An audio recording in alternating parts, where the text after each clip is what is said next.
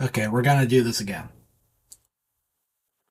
So while I let this little, opening sequence play out, I'm gonna go ahead and talk to you guys about what just happened. So what just happened was one of the most, no, not even one of the most disastrous opening to a stream I have ever experienced. Uh, Partly due to my own incompetence, but also partly due to the fact that uh, my webcam truly and honestly does have a mind of its own. And for a second, I thought I didn't have sound, so that was making me kind of nervous. Uh, so I started stream, at 1 on schedule. Um, and then as uh, as I was trying to move forward, I noticed that more and more things were wrong. Uh, First thing was just that the mic was not on. The mic wasn't even anywhere near my face, so I had fixed that. But then the other thing that happened was right in the middle of me streaming, the AI tracking on my camera just decided to turn itself on. Didn't tell it to do it, didn't accidentally press a button, didn't do anything. It just sort of automatically did it. That's what it does. And I don't understand why. There's absolutely no explanation. I'm used to the idea of computers being garbage in, garbage out. Uh, if a computer is misbehaving, it's because it's because you told it to do it. Like something like an erroneous command or something. Like you just accidentally pressed something, something that you overlooked, some kind of user error. This is not that. There is no discernible reason why my webcam automatically turns on its own AI tracking at random intervals and completely ruins the composition of the shot. No reason at all. And it's very irksome when it does it right in the middle of me being live. I think it happened last time I streamed, like right at the tail end, and that was already annoying. This time it happened like right at the beginning. I must have been like 15 minutes deep into the stream. All of a sudden, stream's ruined. Stream is totally ruined. And I always forget to and change the text, by the way. That's another thing. Let me tweet this.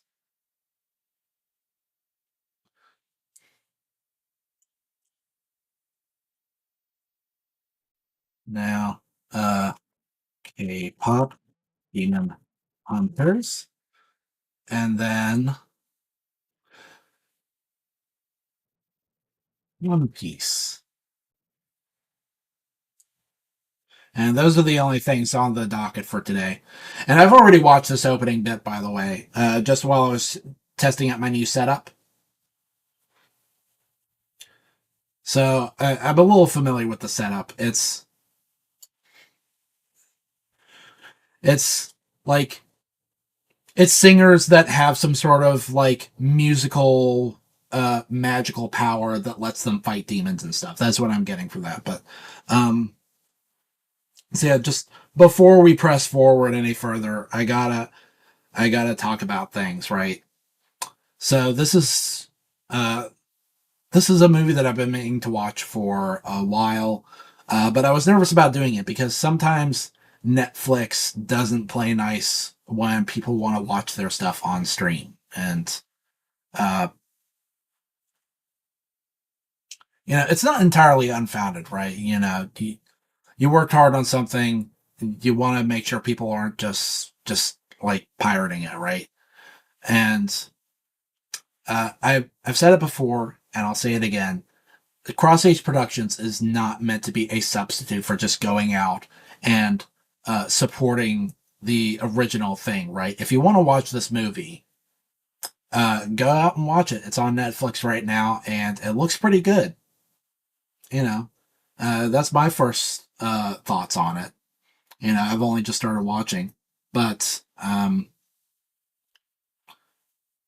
Cross Age Productions, at its heart, is about people coming together and curating and critiquing different works of art, whether that's movies or cartoons or video games or whatever. So to make sure that we don't trip copyright, I tweaked the setup a little bit. So you'll notice I've got like a little marquee scrolling across the screen at all times. I think that should help. But key information is more visible. I've got a new little box right here at the bottom, that shows that I always struggle with like reverse directions. Um, there's a new little box down here that's just for the subtitles. And then if I do this, you can see the current runtime at the bottom, right down there. So that should help a bit. Now, the reason why we're watching this, and just to be clear, I don't know anything about about K-pop or the K-pop sphere. That's like a completely alien world to me. The only reason I wanted to watch this was because a compilation randomly came up in my YouTube recommendations, just showcasing the characters being goofy, and I was blown away at just how expressive they are. Like, just to show it off a little bit in this scene here, right?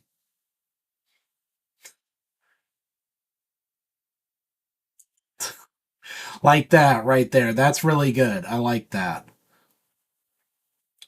And so right away, I was hooked. I knew I wanted to check it out. And I didn't even know anything about it. I thought this was just like some obscure foreign animated film. I did not realize that this was a Netflix production that had only come out recently. And, lots of other YouTubers and streamers, they've already watched this. Well, now it's my turn. And, and hopefully this time there will be no interruptions because while I was not able to figure out how to uh, get my camera to like knock it the hell off with the AI tracking, I have at least figured out a hotkey to make it stop.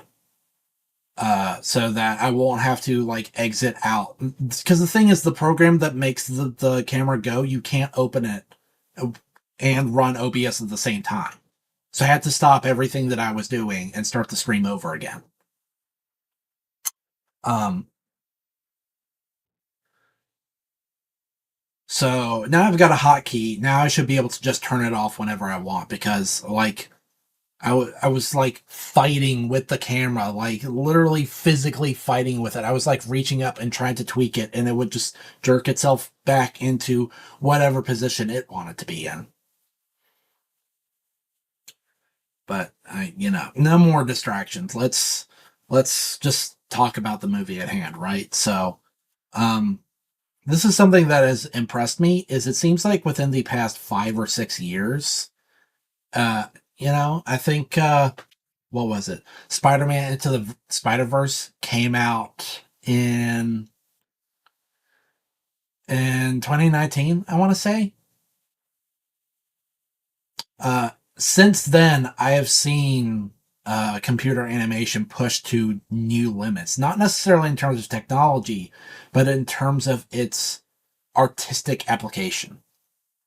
You go back to the late 90s, early up. Do you see that? Did you see it? It just turned itself on. I didn't tell it to do it, but it did it. So I'm going to press Alt T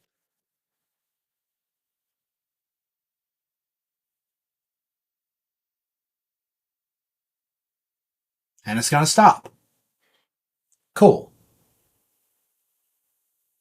I'm glad to see that that at least works. Because if I set up that hotkey and then it decides to turn itself on again, and then I couldn't turn it off without stopping the stream all over again, that would have been nuts. That would have been a big poopy. Um, I'm sorry. I'm sorry that I keep trying to just make this a stream about K-pop demon hunters, and my computer and my equipment just want to keep making it all about itself. Like I can't. I can't. I can't talk about the movie that I'm trying to watch because the my equipment keeps stealing the spotlight. The camera always has to cause new problems that completely break my concentration to where I can't talk about what I want to talk about. I have to talk about what's wrong with my camera. What? Why? Why? Why? Why does it do that? Why does it turn on its own AI tracking without provocation, without prompting, apropos of nothing? Why does it do that? Who can know? It truly seems completely autonomous and random, and it's very upsetting. I could just ignore it and just keep doing what I'm doing and let the camera do its own thing. But I'm not going to because I am very particular about this. When I want my technology to do something, I just want it to do the one thing that I told it to do and not anything else, and don't change anything until I tell it to do so. That's all that I want. I know I'm not asking too much. It's very simple, very straightforward. Just do the thing. Keep doing it until I tell you to stop. Don't do anything else. That's it. End of story. And it can't even do that. It has to go off and do its own thing. And it's very upsetting.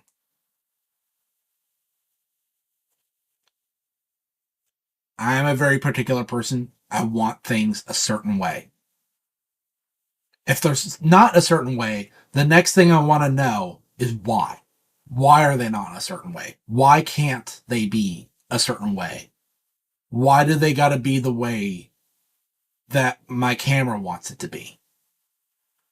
And when I don't get any answers, when it just does its own thing all by itself with no rational explanation, it just, I can't help it. It just lives rent free in my head. And all I can think about is fixing it. Because there's no reason, no good reason at all why it shouldn't just do what I tell it to do. No reason. Very upsetting, but I've got the fix, and now I'm just gonna hope that it doesn't break again. And if it does, I've got the silver bullet for it. So what I was saying, right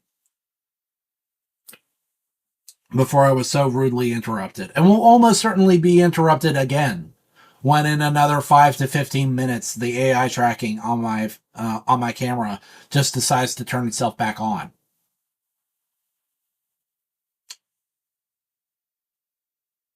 Uh, maybe it's like a gesture thing, right? Maybe if I like blink rapidly, or maybe if I like if I like snort, or if I make a funny look with my face, like Billy Idol face. Maybe it like picks up on some like gesture command that tells it to turn the AI tracking back on. I don't know, whatever. Anyway, I was saying was that within the past 5 to 6 years, from when Into the Spider-Verse came out, which I think was like 2019, onwards to today, I have seen computer animation pushed to new limits, not necessarily in terms of technology, but in terms of its artistic application. You go back to the old days, the heydays of Pixar, late 90s, uh, early aughts, and it was great just to see the technology pushed to new boundaries. Uh, Toy Story was already very impressive with the facial expressions and the animation and all that. Uh, Monsters Inc. came out and completely revolutionized um, hair and fur simulation, and that was really good.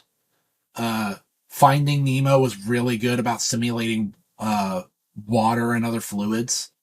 That was really impressive. And then for a while, it kind of seemed the medium kind of seemed to stagnate. It wasn't pushing any new boundaries, and people were kind of starting to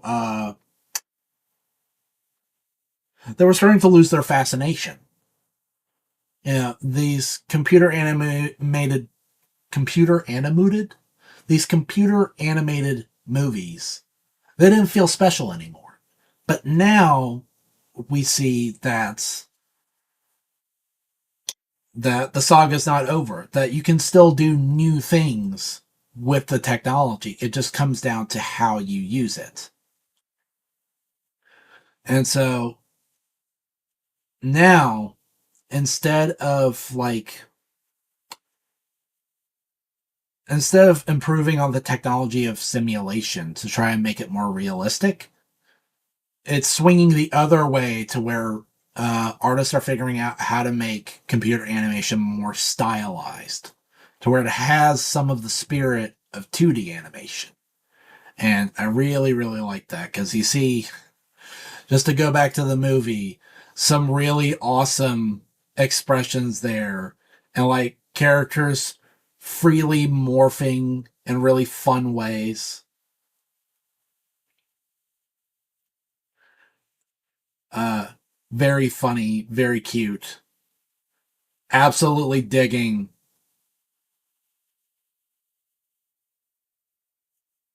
Oh boy. Really digging on the art style here, the character design, just everything.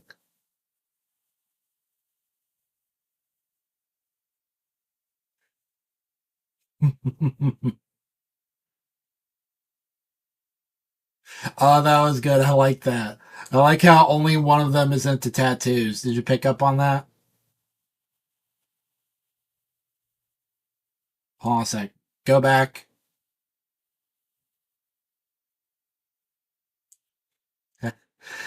Oh no, pause. Come on, I told you to pause.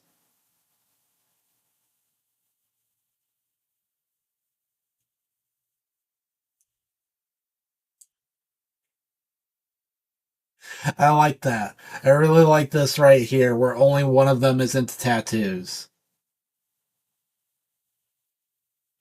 I like that. By the way, another thing I want to say about this is I like how this is this is a movie where the main cast is entirely female, and so far they have not been like they've not been sexualized at all. They're just as like goofy and eccentric as male characters often are, and I like that.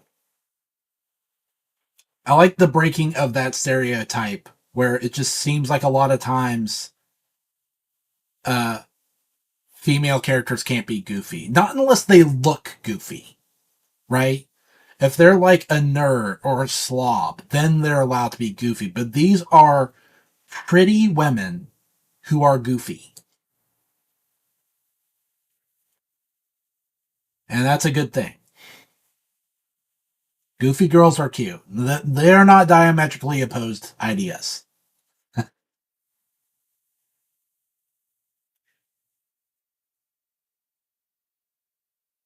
Case in point. Also, if we can just roll that back again, I like how those are very clearly shrimp chips. Very clearly. Oh man, I'm craving some shrimp chips right now just looking at this shot, man. So good, so underrated. Some people think they're gross for some reason, but then they'll turn around and eat nastier things, right? Like pickled eggs or some other such nonsense. Or Takis. Can we talk about Takis for a second? Because they are the least edible looking things I've ever seen someone put in their mouth with the intent to ingest. They look they look like they are made of chemicals. And I guess to some extent that's true. Like everything organic is made of chemicals, but like these look very inorganic. They're turquoise blue little tubes of I don't even know what. They look so disgusting. I can't believe people eat them. I can't believe that children eat them. I can't believe that adults let children eat them.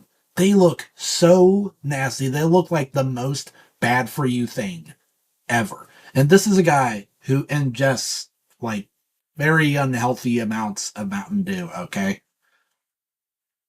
I mean, I guess any amount of Mountain Dew is unhealthy, but at least I can acknowledge that it's unhealthy. People who eat Takis, it's like they're in denial. I don't know. Okay, weird Taki rant over. We still got plenty of movie to go. Like we've only just begun, literally.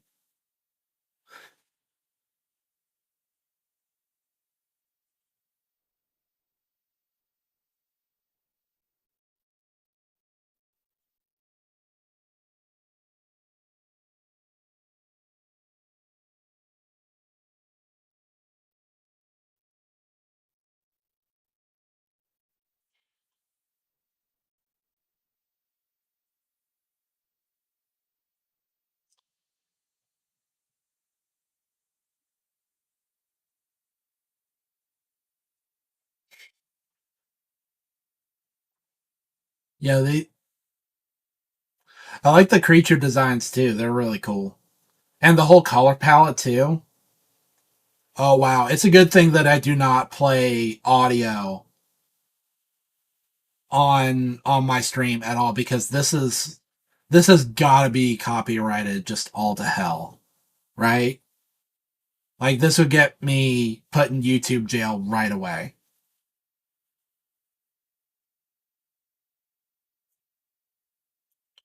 I'm not even really that big into K-pop like at all. I know I already said that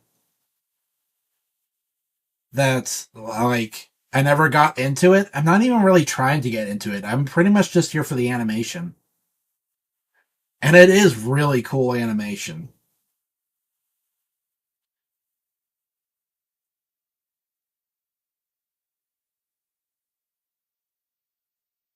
Again, exquisite like color palettes, animation, character design, everything.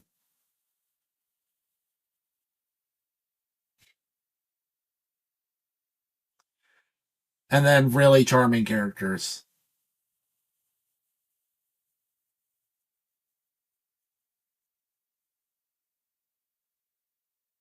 Oh, right a kick.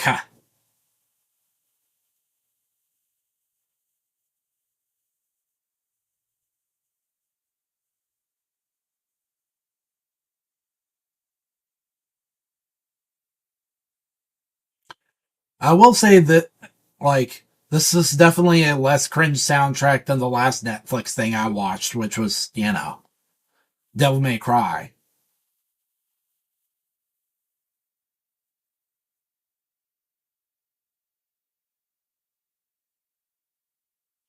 Wait, so, hold on a second. Do people know that they're demon hunters, or is that supposed to be a secret? Not clear on that. And actually, do people know that, like, demons are a thing? Because the fans thought that was just a costume, but then they didn't really react to him getting taken out by magical throwing knives. Maybe that was something I talked over. I don't know.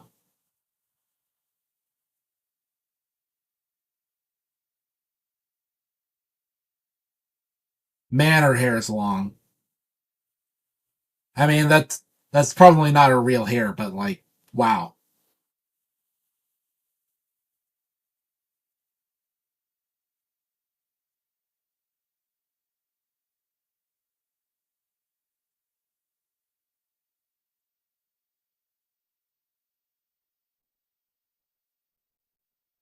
Is this them trying to make like the magical golden barrier that's supposed to protect the world or whatever? Ooh, I like that. I like the logo. The logo. If I can go back to that for a second,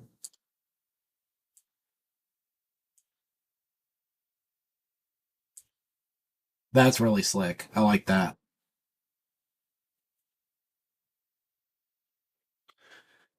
I really need to work more on the graphic design for this channel.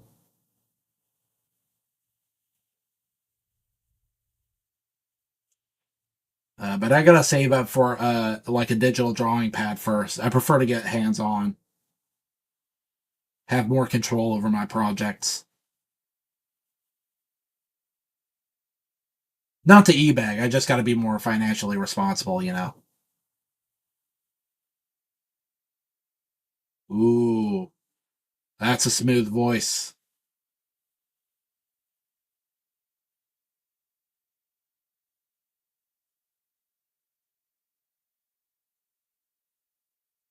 Ooh, those fire effects are cool too.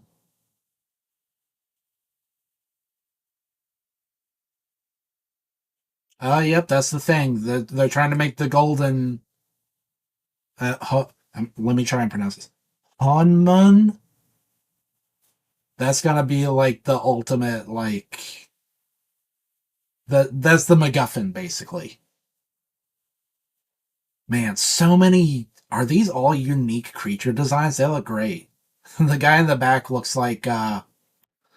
uh looks like Blanca from Street Fighter.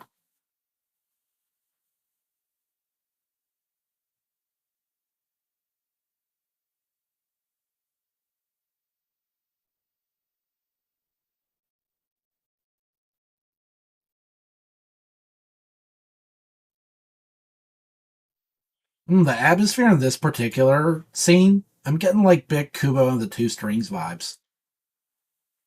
I mean, I know that's a totally different culture, but like the smoke and the outfits and everything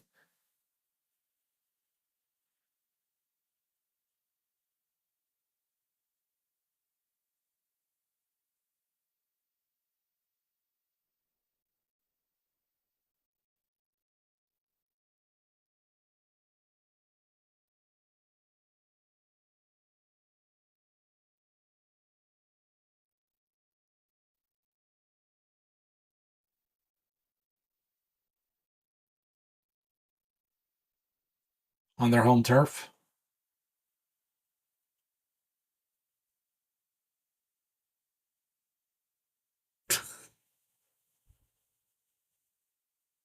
Straight up.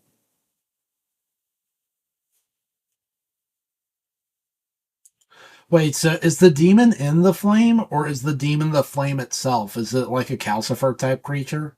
Because that's either way, cool.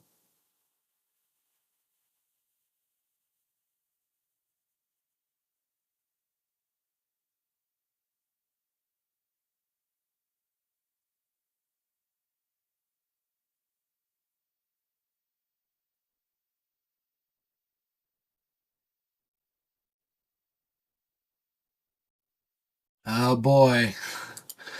I smell an anti villain.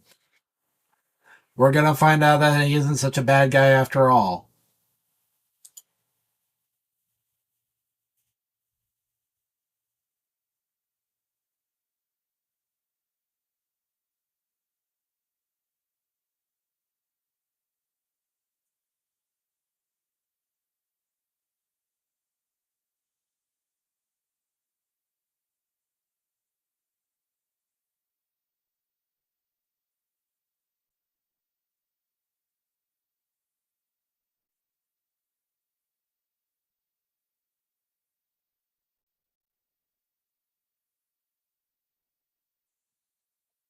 Okay, so they don't know. They just think it's special effects.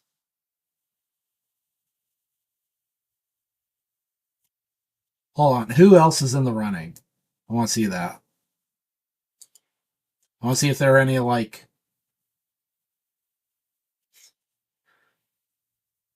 Huntrix. Oh, it's spelled with a slash.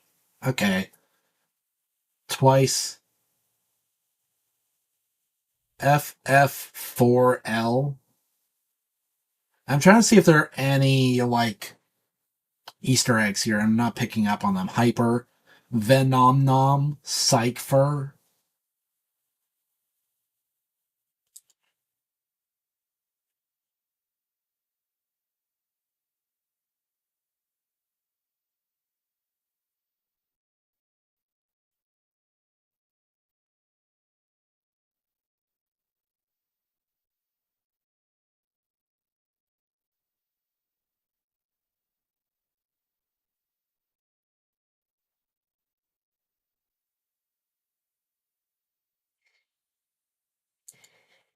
Here's another thing too. I'm really digging on how these are very like rich, successful, talented girls. And what's the word? I saw someone else on YouTube use this. They're spoiled, but they're not rotten. That's what it is. Like despite all of the material wealth, they're still pure at heart.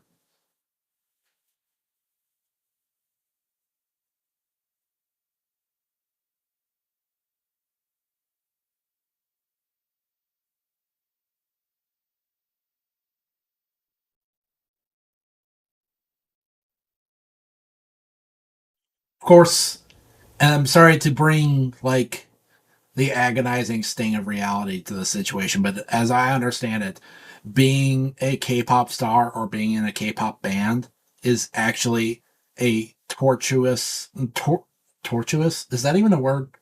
A It's a tortuous prison-like experience where you don't have a lot of freedom. Everything about the way you look, where you are, where you sleep, what you say, everything about you is like hyper monitored and hyper controlled.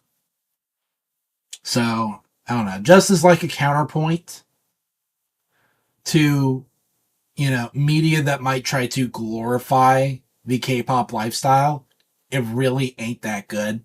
It comes with a lot of caveats.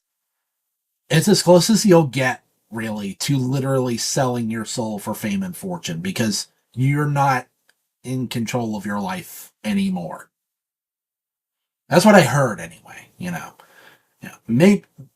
Maybe I got it wrong, or maybe the place that I heard it from, maybe they got it wrong. But I'm just telling you what I've heard, and what I've heard is that the K-pop lifestyle is not as gratifying as you may believe.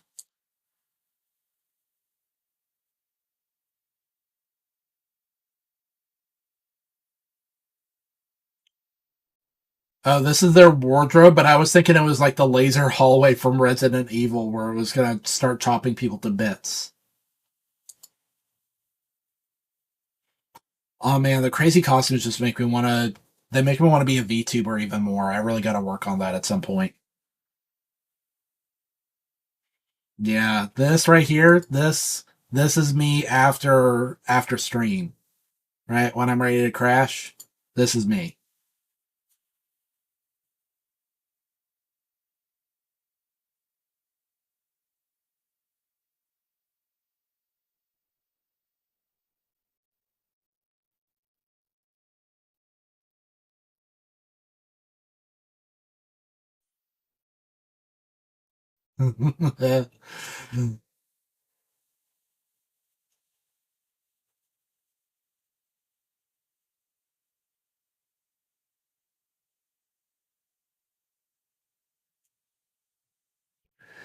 Yep.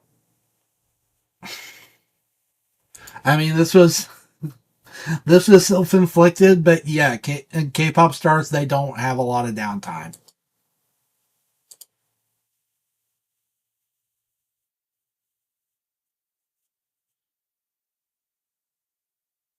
I mean, that's part of what keeps them like skinny and beautiful. It's just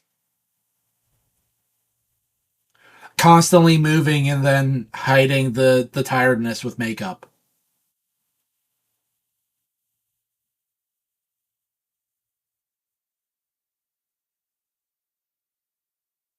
Man, just once again, really glad that I don't play audio on stream. So while this plays, I guess I'm just going to talk a little bit. I might have talked about it before, but I got my rock and roll shirt on that I got from my late uncle, and I'm happy to say that most of the bands that are featured here, it's like a skull made out of like logos for different bands. Most of the bands I know, I want to see how many of them I can name and how many are in my collection. So Motorhead, uh, Megadeth, Metallica, Kiss, Alice Cooper, AC/DC. Uh, well, I got a little bit of Slipknot and a little bit of Korn. I'm not a big Slayer guy or Mastodon, but I got Manowar. Uh oh, we got some story going on. Ooh,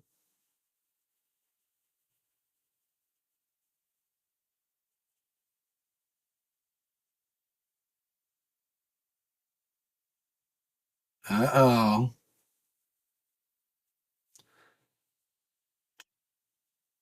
uh oh. Is that why she doesn't hang out with the others and why she keeps herself covered up? It's because she's actually one of these demons. Uh oh.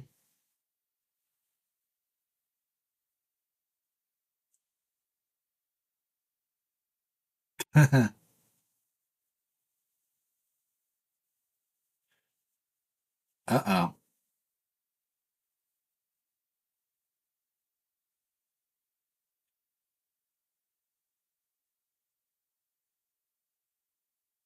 I hate it. Can I just say I hate it when subtitles spoil something? Like when you know somebody's about to be interrupted 1 or 2 seconds before it actually happens.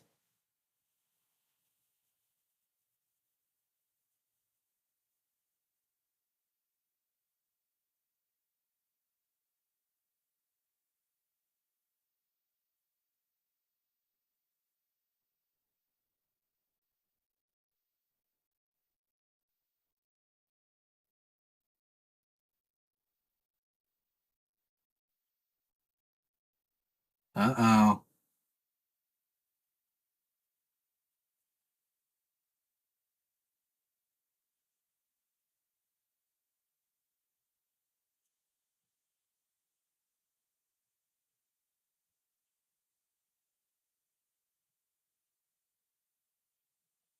Uh oh.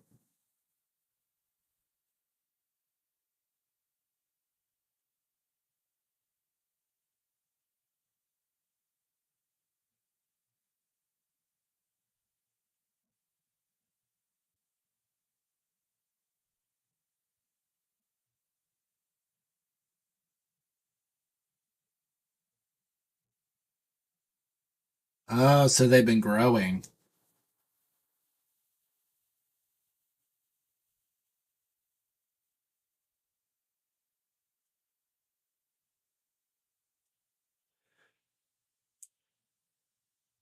Why do I get the feeling that this woman doesn't actually know what she's talking about?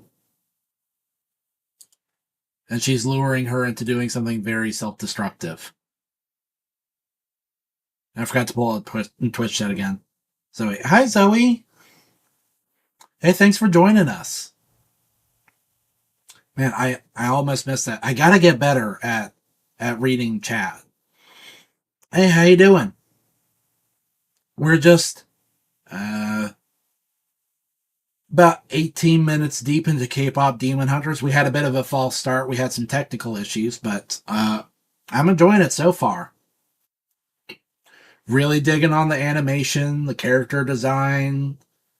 Uh, it's just really, it's just really solid all around so far. And I really like the characters. They're fun and goofy. And I think we're just now starting to really sink our teeth into the plot, where one of the demon hunters has a secret. I don't know. Have you watched this before? This is my first time, by the way. I haven't been meaning to watch it for a while, but this is a first for me. Mm. Yeah, thanks for joining us here at Cross Age Productions.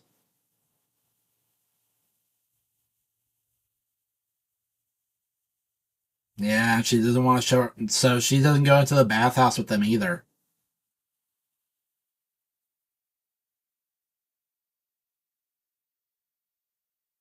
Oh, that woman is still in the picture, trying to help keep her eyes on the prize.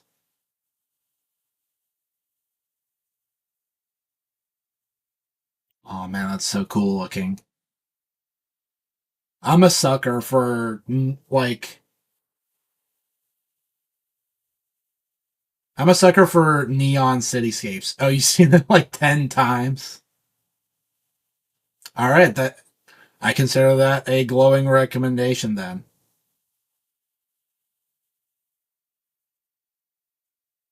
If you can't even fix yourself, I kind of guessed that line.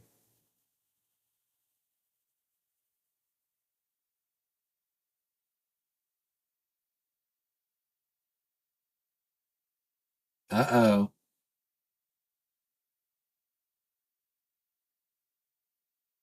Those designs are really cool looking though. Like the patterns on her arms.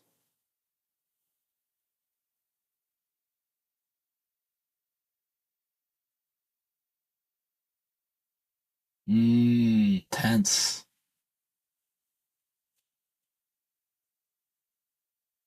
Let me turn this up a little bit.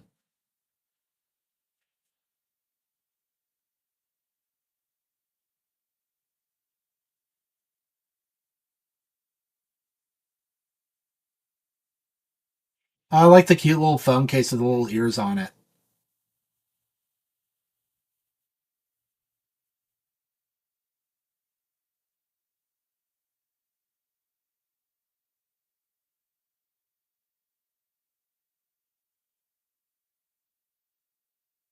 And because she was trying to push it out before she lost her voice. Mm.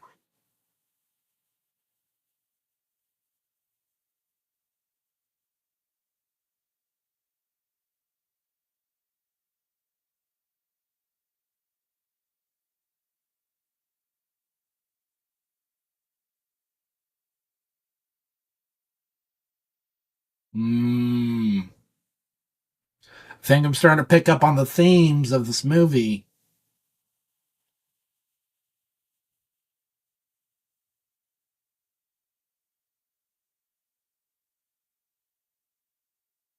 When you're so close, not when we're so close.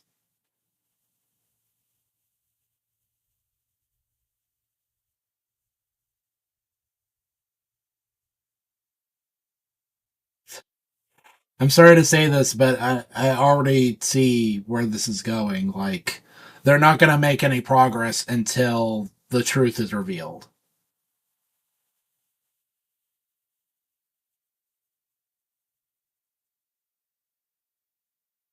Like, that's the only thing that's going to fix this. Wait, so is that her actual hair? It really is that long. Like, she didn't take off her wig when they're supposed to be in hiding. That's actually her.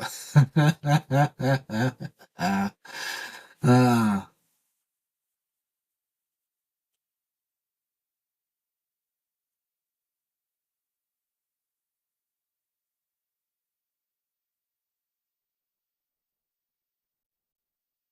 oh boy. Like I said,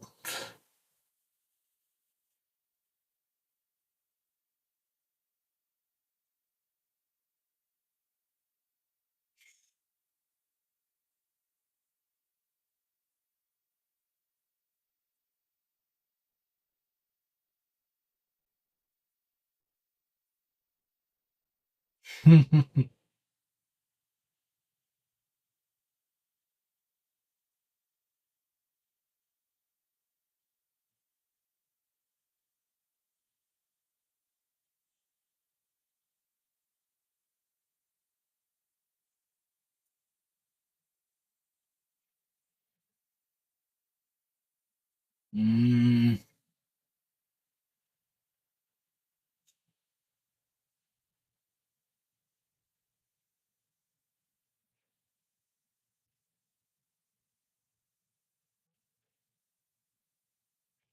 Man, this guy should have really joined the Jedi, like the Jedi Knights. Maybe he would have figured out that Anakin Skywalker was pure freaking evil.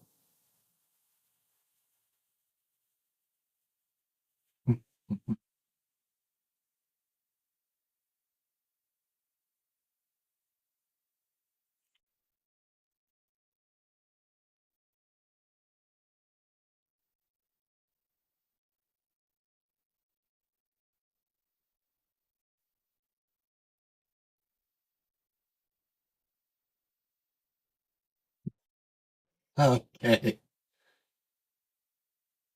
Oh boy.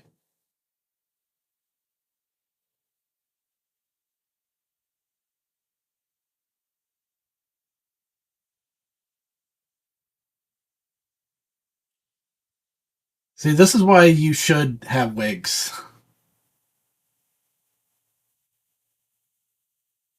Oh my gosh. I already hate these guys. That is funny though.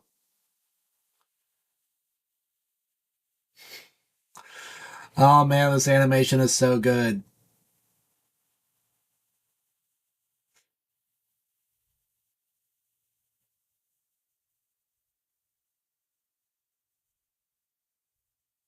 Okay, now that the guy looks good. The other one, who's the guy with like the purple hair? He had like a big old Code Lyoko head.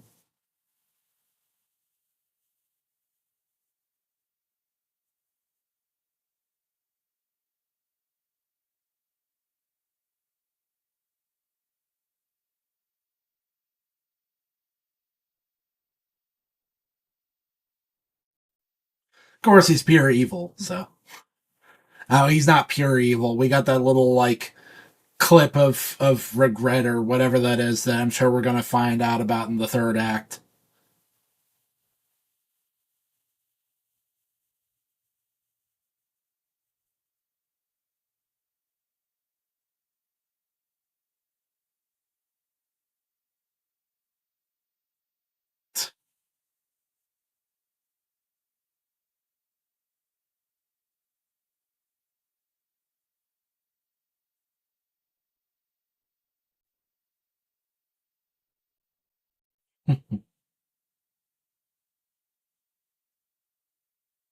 What is what?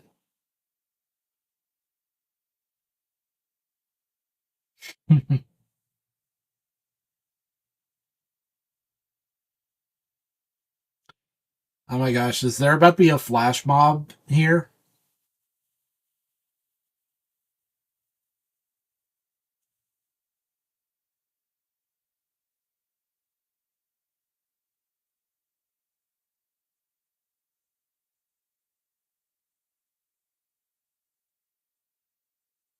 Oh, that surprises you, huh?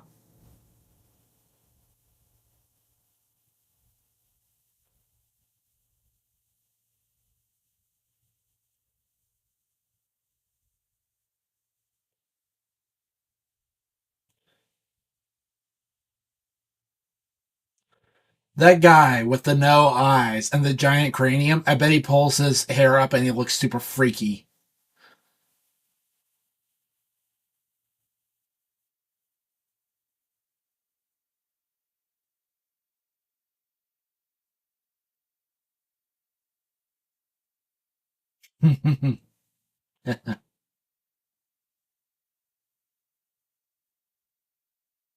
I like the way they rock their shoulders one by one.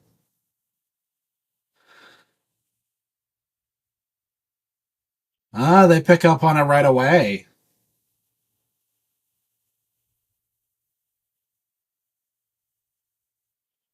I wonder how they can see it. Do they have some kind of sense, or they're just trained to see it?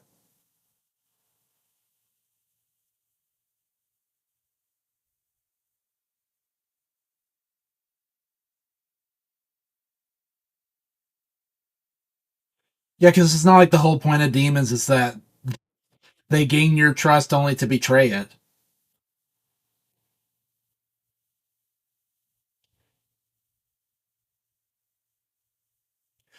Ah, boy, it's one of these. This is,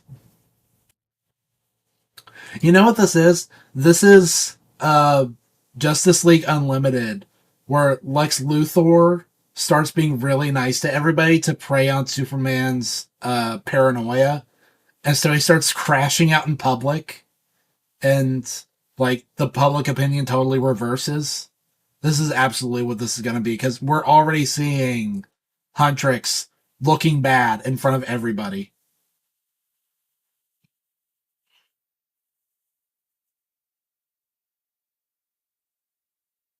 Like no one knows that they're Huntrix now, but they're gonna slip up and they're gonna lose the crowd.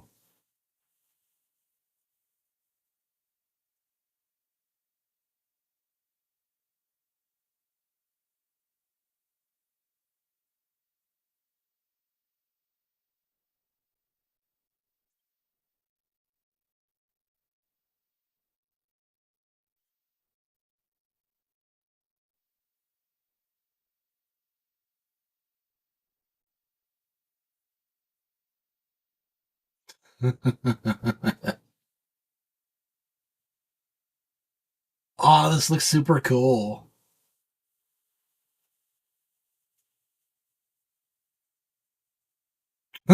What was that?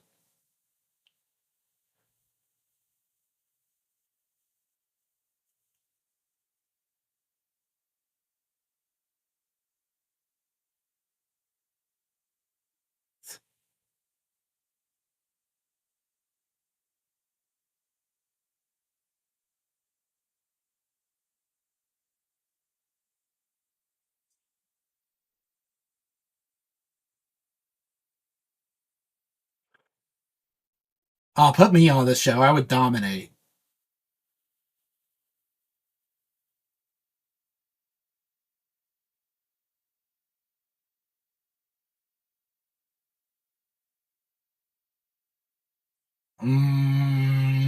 Outplayed. Outplayed.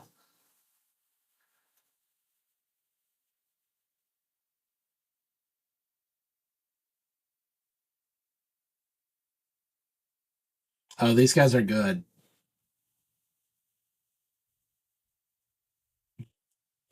What a chance.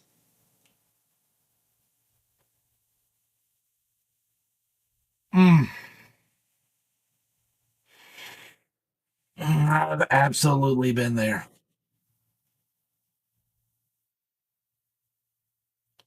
That reminds me, I actually got burned by a slide once when I was a kid. Um, Not for the reason you might think. It wasn't like a hot metal slide.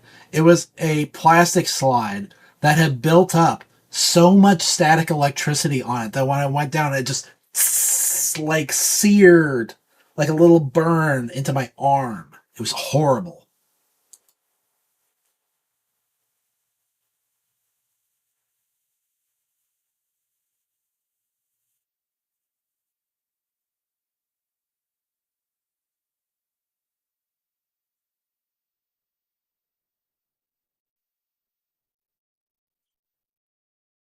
Man, they're fast.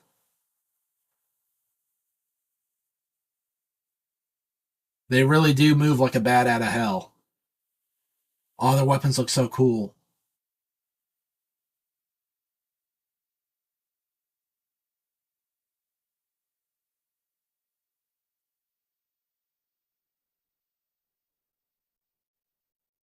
Oh, hold on a sec. This is our first like really good look at like the designs for their weapons. They've got like constellations on them. That is really slick. I think that's some like Knights of the Zodiac stuff right there.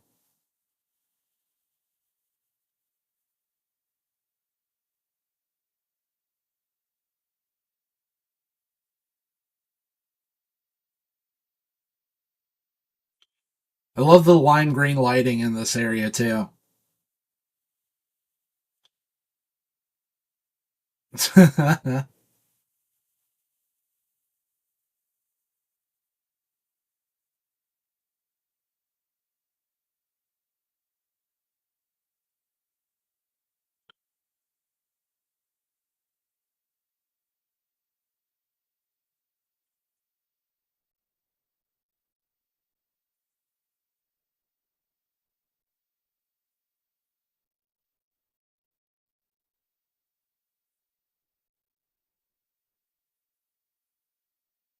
Oh, you didn't know.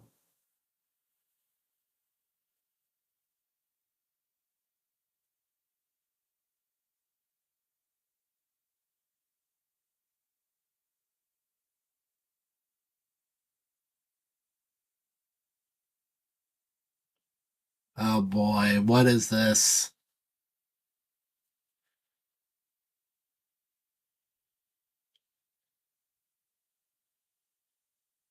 Nice. Round trip.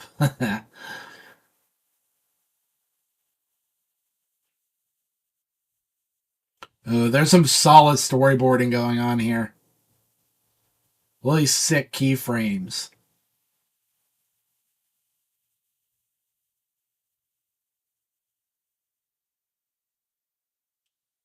While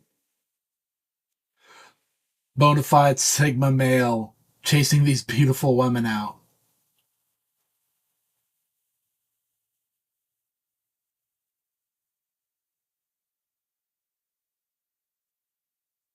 Whoa.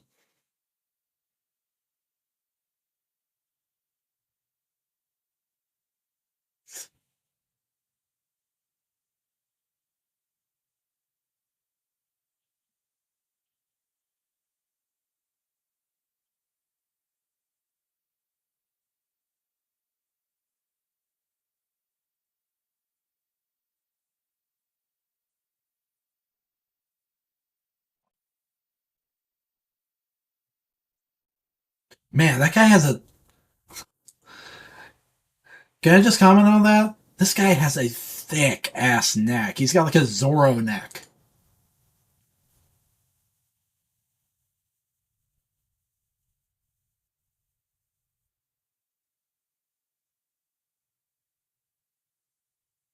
Ooh, he picked up on that real quick.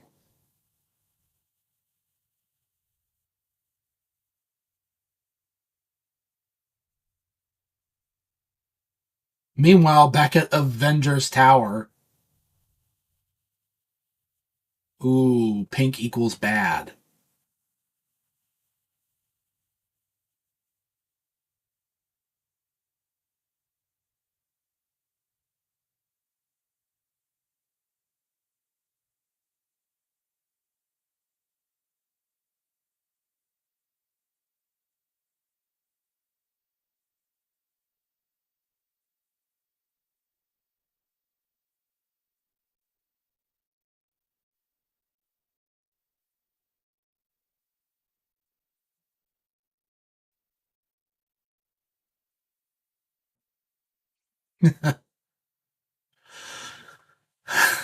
I feel like that's Pop in a nutshell. They're amazing, but they suck.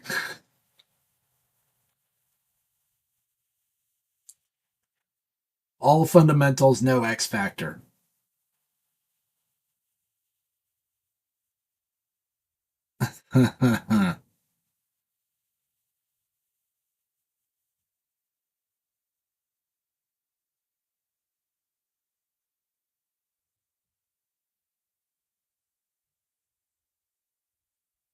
But you can't do that, can you?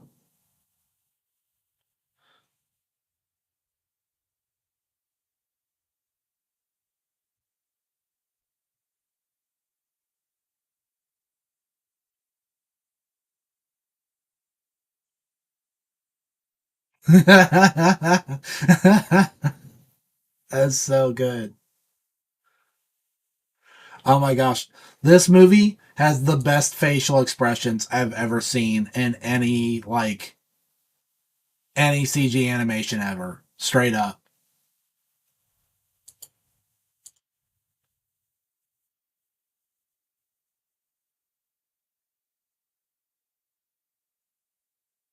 So he doesn't know. Yeah, he doesn't know anything about the whole demon thing.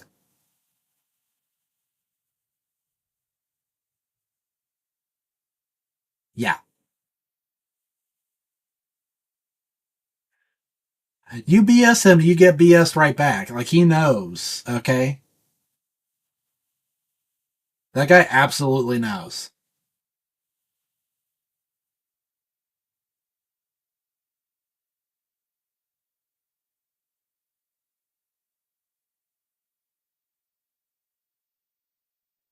Flock off, Featherface.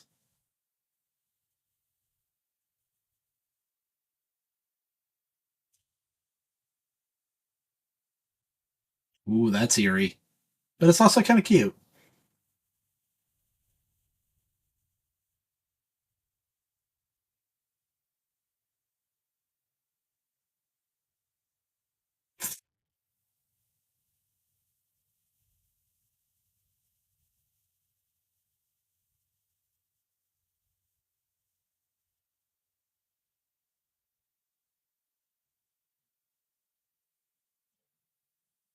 This is good.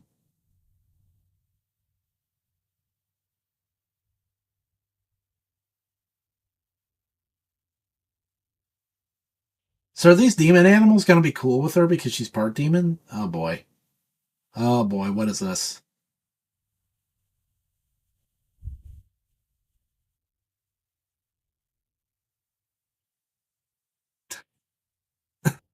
I don't know what to make of these characters.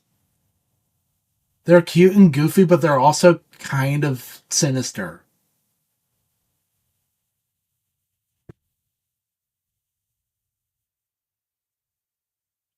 Ooh, look at the way the fur shimmers. It's all like holographic.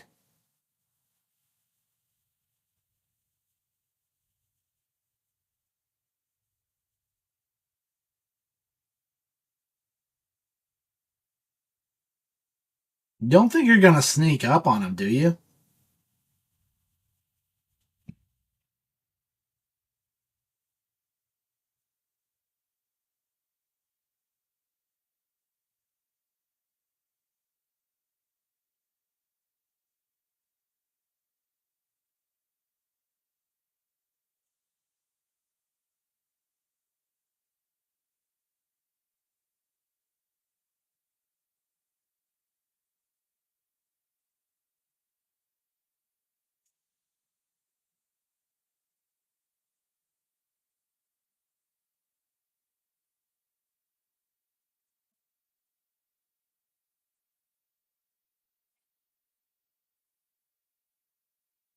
Ooh, so manipulative.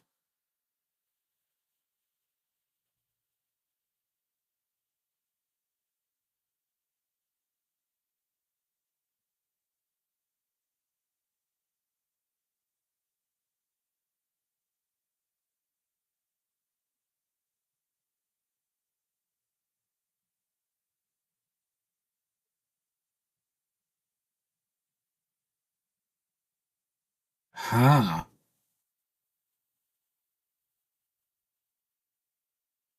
Oh, that's kind of creepy.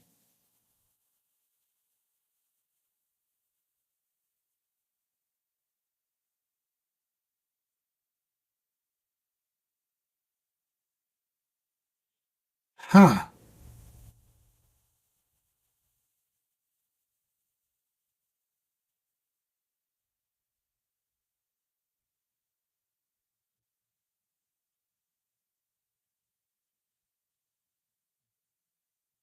Wait, so this guy start out human?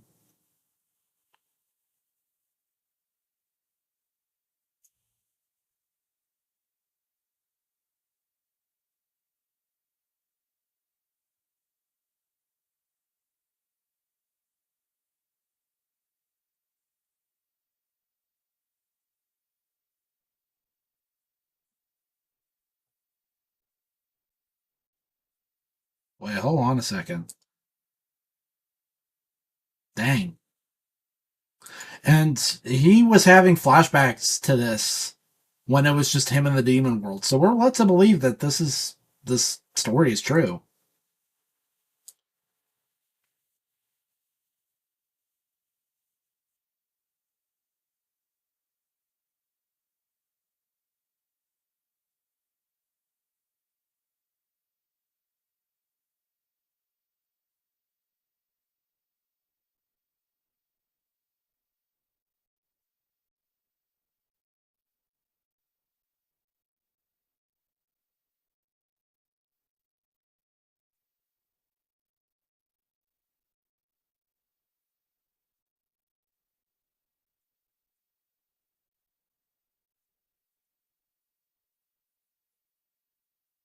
Mm.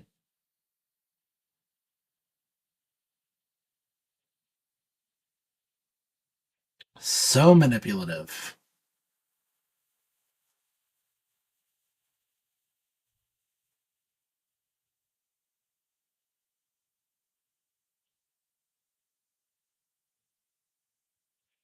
Dang.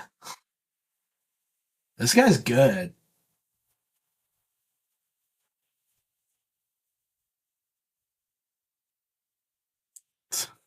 Hold on a second. YouTube is telling me something. It's trying to tell me something, but it's not. It's about not being nice about it. That's just the usual higher than the recommend like bit rate, whatever. As long as it doesn't say copyright, we're good. That's how I feel about it.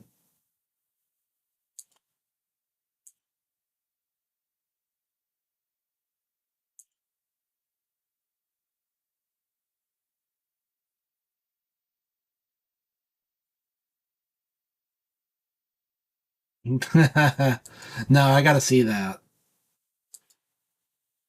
I gotta get a better look at that.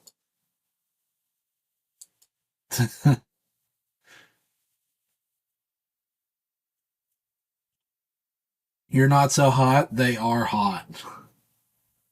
Do not get distracted by very handsome faces and bodies.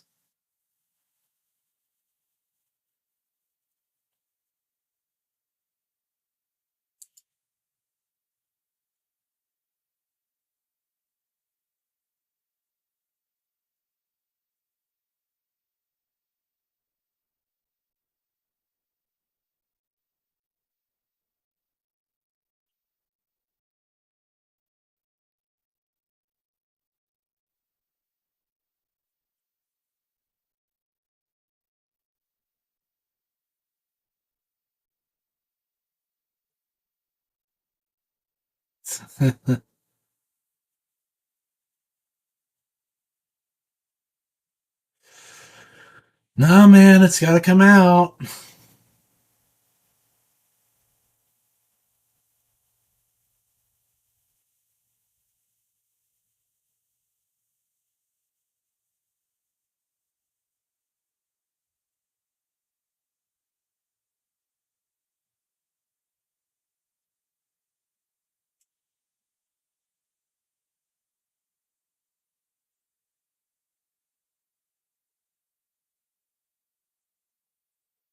Man, don't let them see you sweat.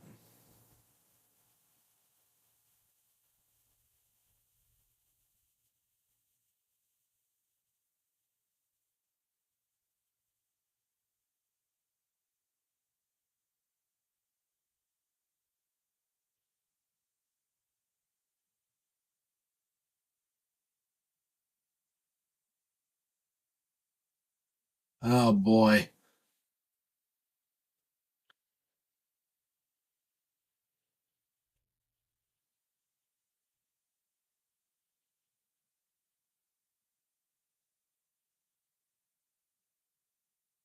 Doing the pride. Oh, and the things about fighting your shame, and so they're called the pride. Oh man. Okay, I'm picking up what you're putting down.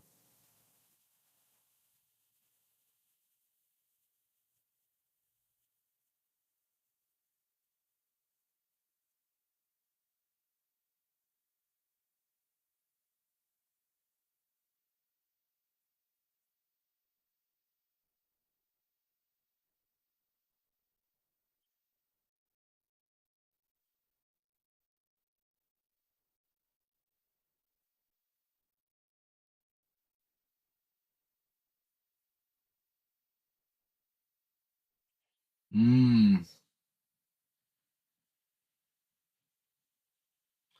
The guy with the no eyes. Something about his design is super familiar to me, like the color palette. I'm not putting my finger on it.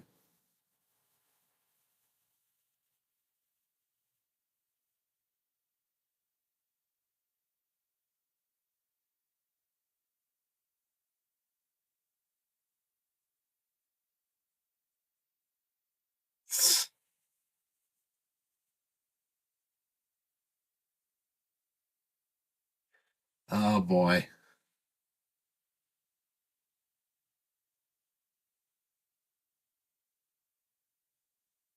Yeah, because it's not. No, come on. Not like he's portrayed you before. Dude absolutely knew what was going to happen to you. Like, he made it happen. What are you doing, man? He promised, Guimo promises lots of things.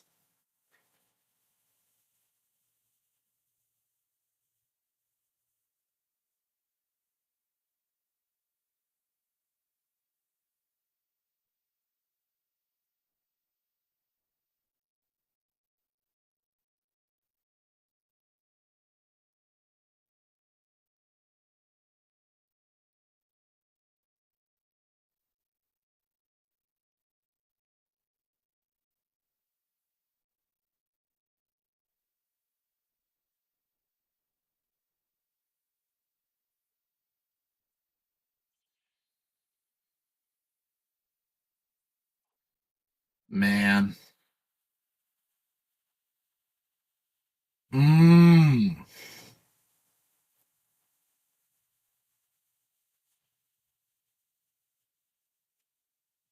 Oh my gosh, that is so creepy. Absolutely not. No. Uh, this is, man.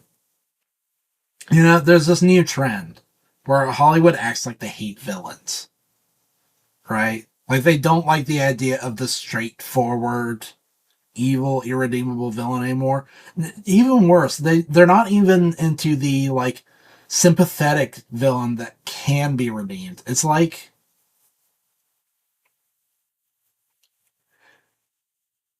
how do I put it?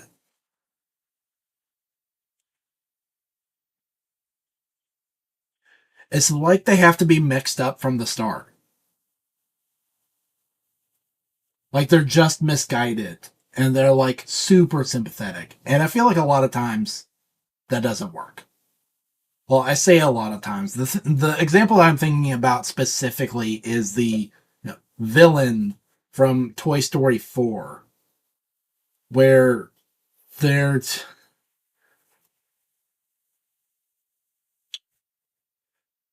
where how do I put this? It's like the heroes are too quick to sympathize with them,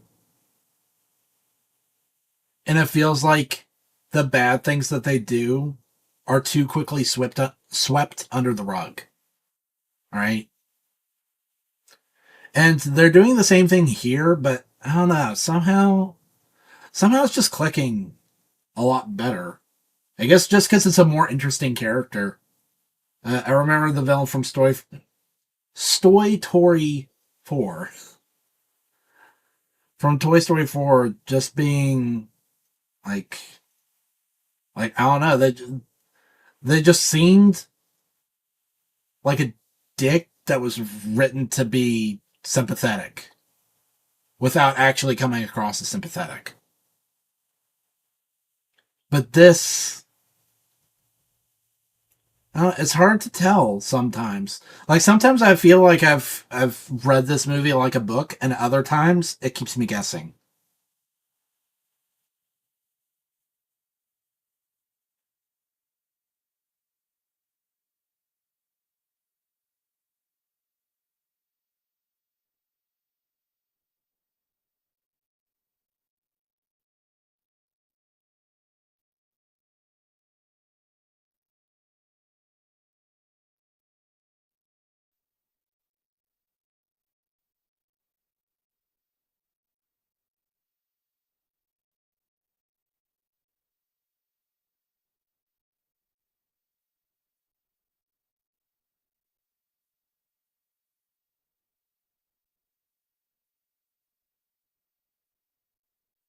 Uh oh.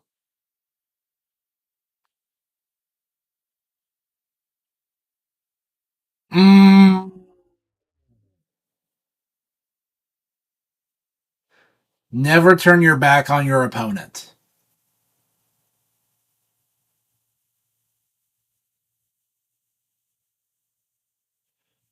Oh, okay. Not even as deep as I thought. I thought that the weird demon cat thing was gonna steal the lyrics so that the Saja boys would have a leg up and they'd like be able to write a counter diss track right away and seem more clever. But no, it's actually just the cat being obsessed with trying to write things that have fallen over.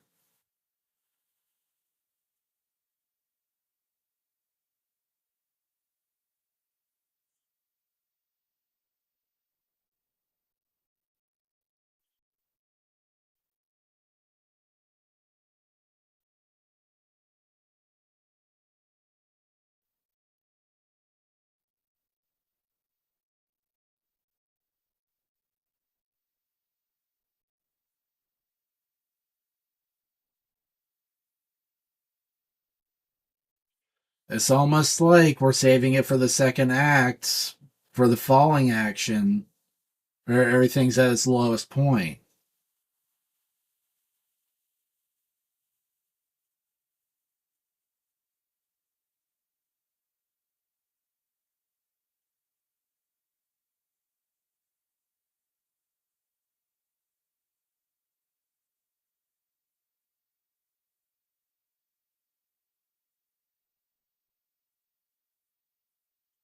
Oh man, these guys are awful.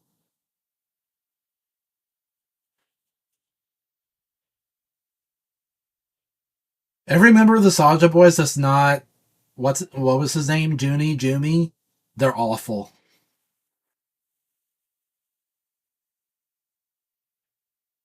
I can't believe that one girl's into the boy with no eyes.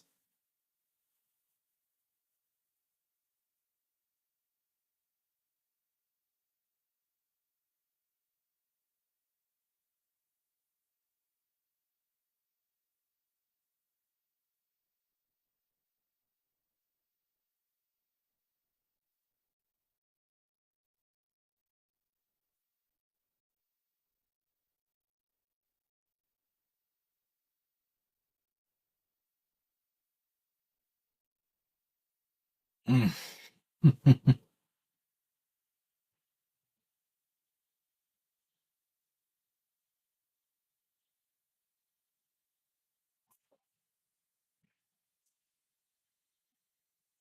How?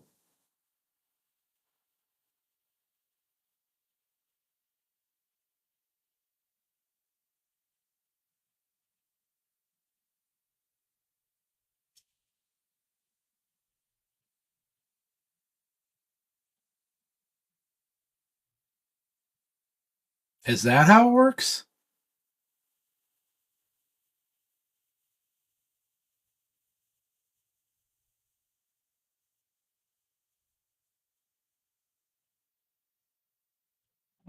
Dang.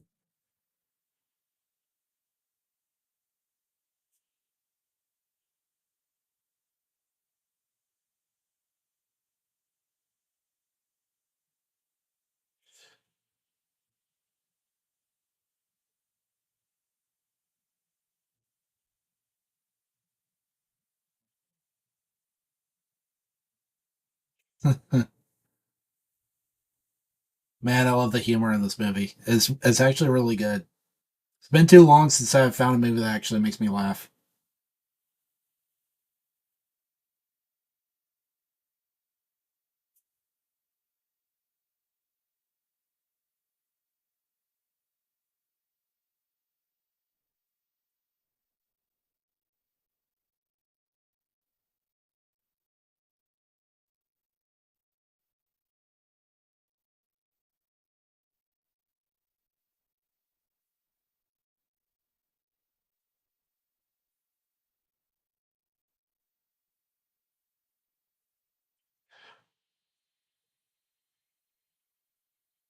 Problem is, there's absolutely no way for her to get the other members of Hunter X on board with this. There's no way to explain to them.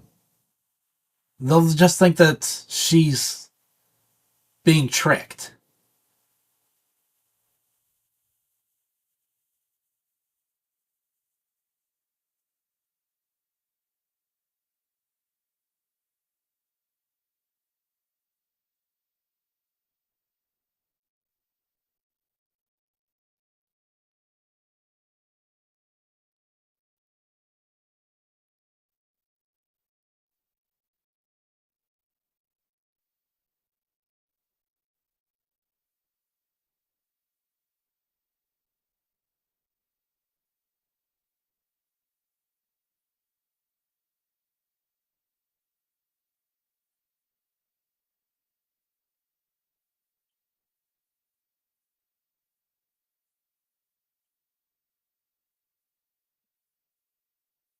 Hmm.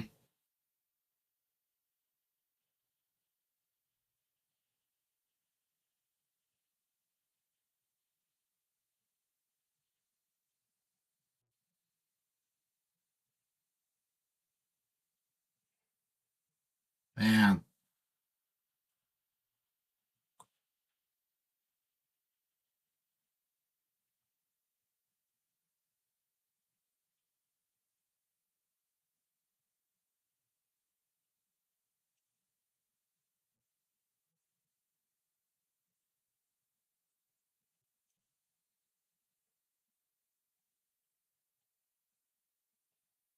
Hmm. Insecurities, huh? I would actually like it if the other two members got a little more character development.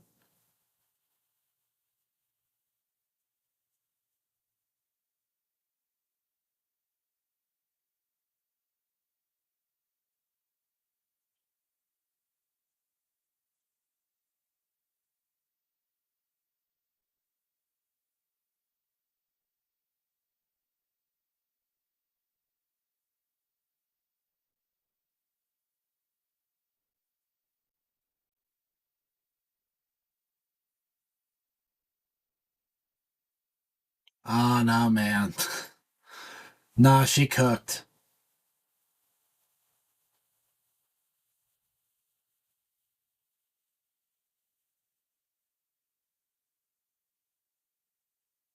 Ugh.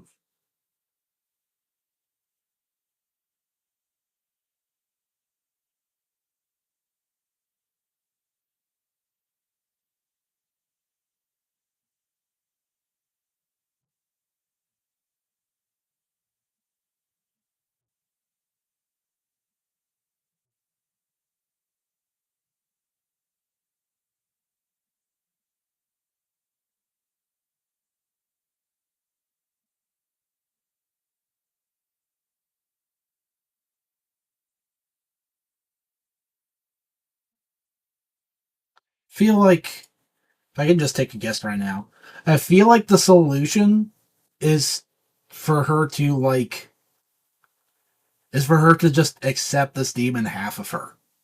Because we saw that little bit near the beginning, right? Where she cries out and like this wave of power spreads out across the city, huh? Her her demonic voice has power, but she's denying it. She's trying to cover it up, hide it, push it away, whatever. And I feel like when she owns it, she's gonna get the power that's gonna make the honeymoon all sparkly golden grams. Golden grams.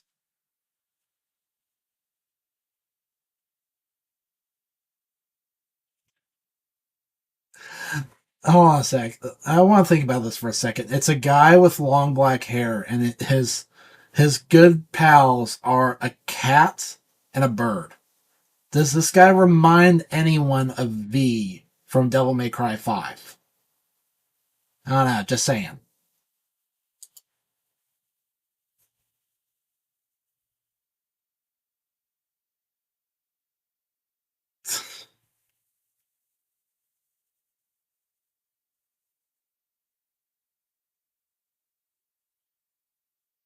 Ooh, it's really quiet now.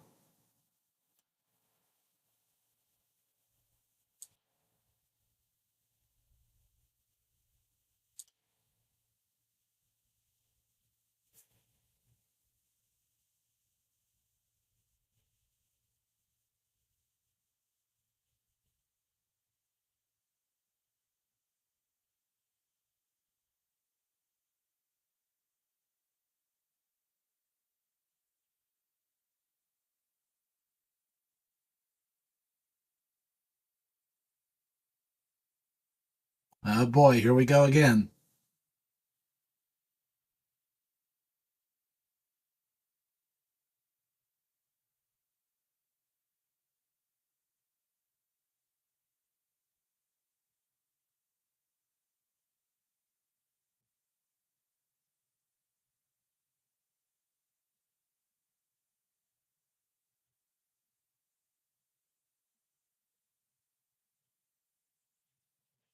You know, as good as this movie is, and I'm sorry to screw up the beat. Uh, it's hard to fight the knowledge that the people who are singing are not the same people who are doing the voice acting. That is one thing that kind of takes me out of it. They do not sound the same. Although I guess, I don't know. There are people where their singing voice and their talking voice are radically different. So I don't know. Maybe they are the same and they just don't sound like it.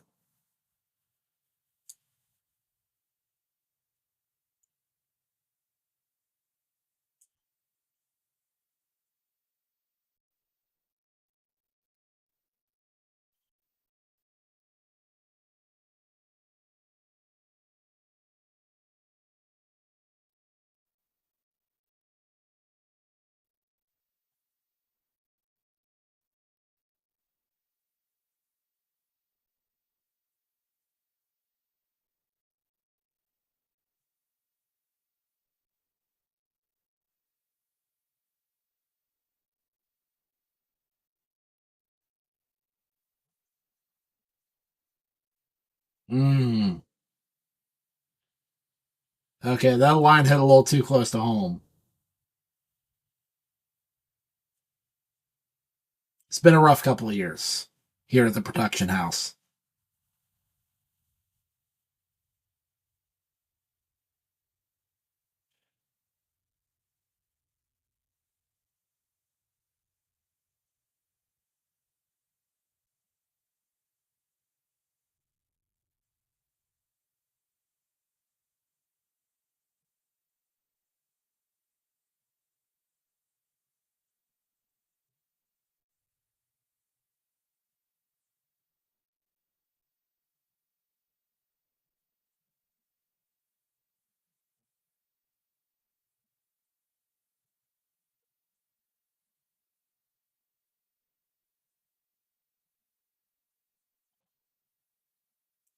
And I'm looking at this shot and I'm thinking, one thing that is kind of tripping me up in this movie, apart from, the whole like different voice actors thing, is uh the color symbolism is a little muddled.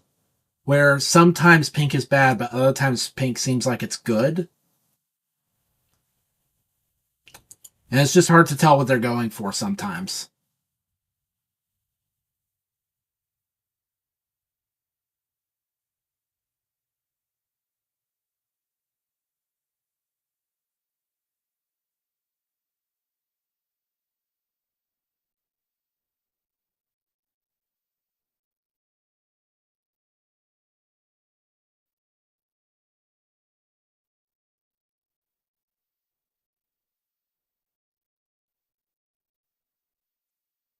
Hmm. You know,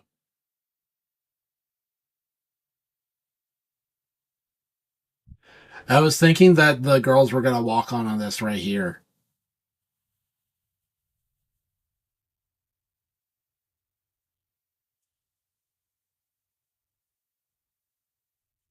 Rumi. That's her name. Sorry, like, don't mistake this for me not being engaged. I just always struggle with people's names, and that goes for fictional characters too. I have a lot of trouble remembering names.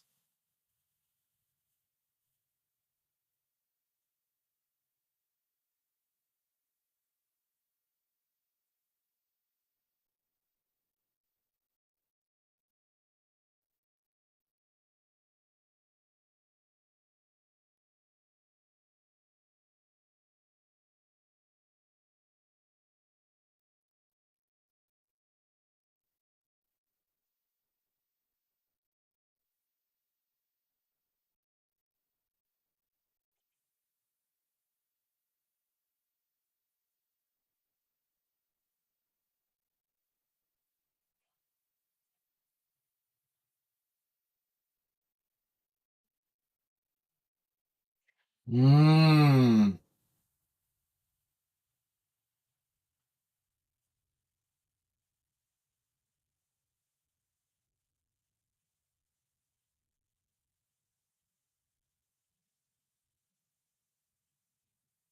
Okay, so there is a little bit more to a story than I thought.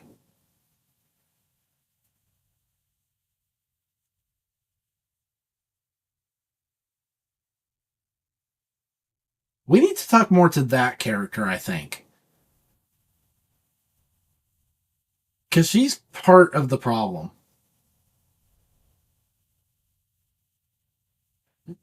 She has taught her so wrong.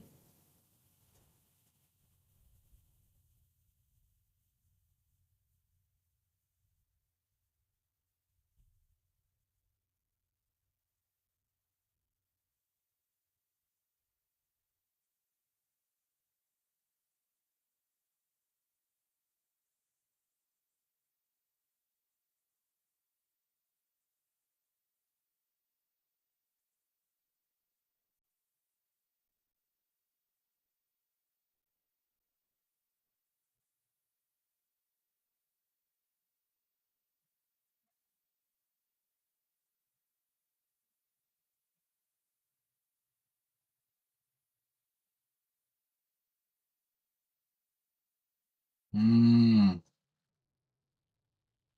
See, this is what I was looking for. I was looking for more character for these two.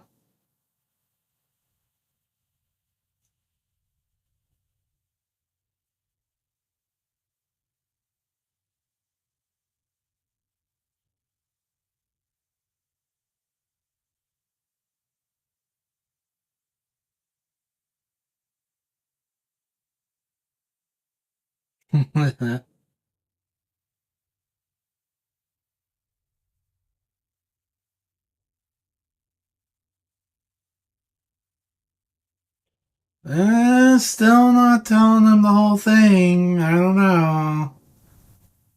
I don't know.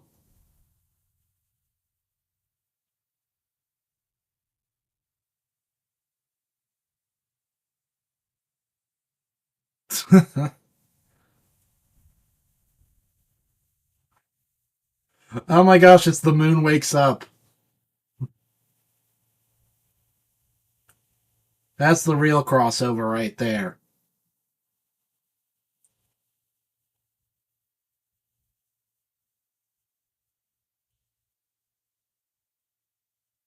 Man, that's the big night already, huh? How much time is left in the movie? Oh, there's still a lot of movie left. This is not the end of it.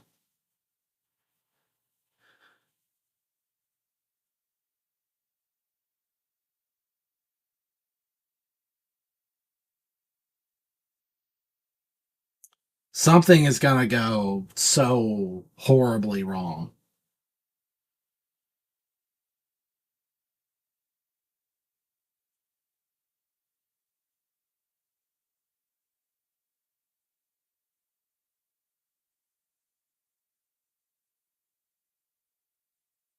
Still not telling them the whole thing. Come on. Hmm.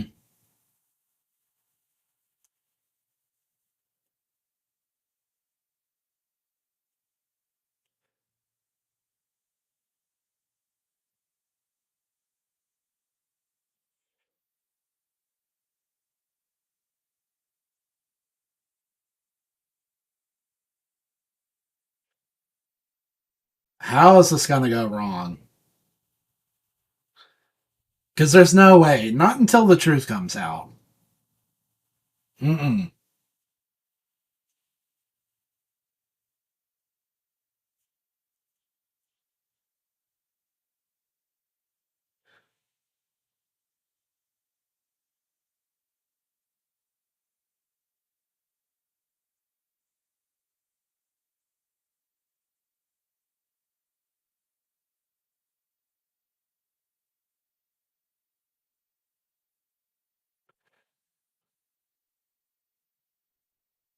I feel like this has to build up to a like the Prince Ali reprisal moment where she totally gets caught in the lie.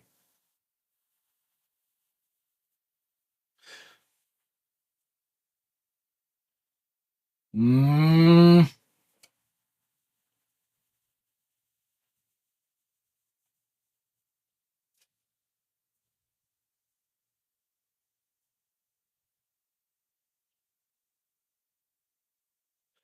Sucker.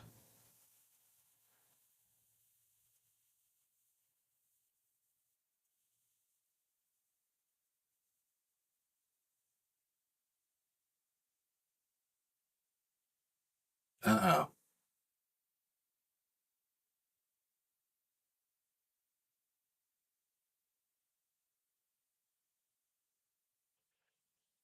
Yep.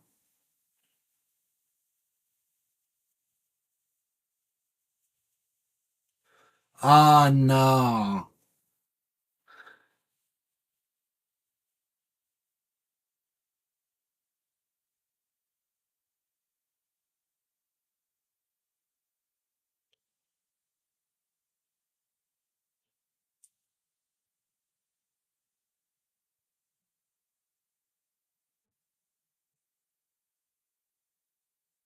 Yep. There's your Prince Ali moment.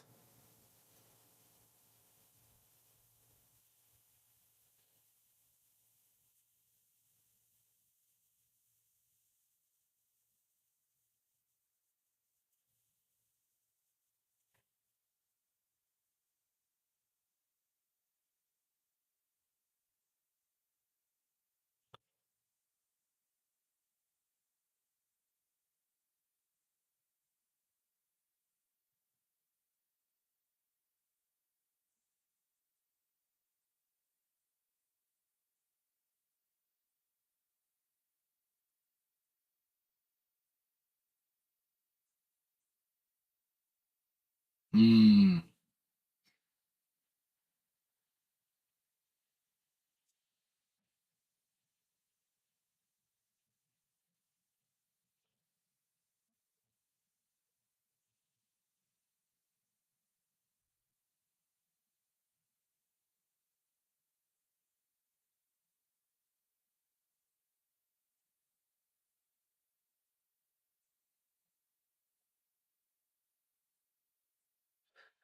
Yeah, this is predictable.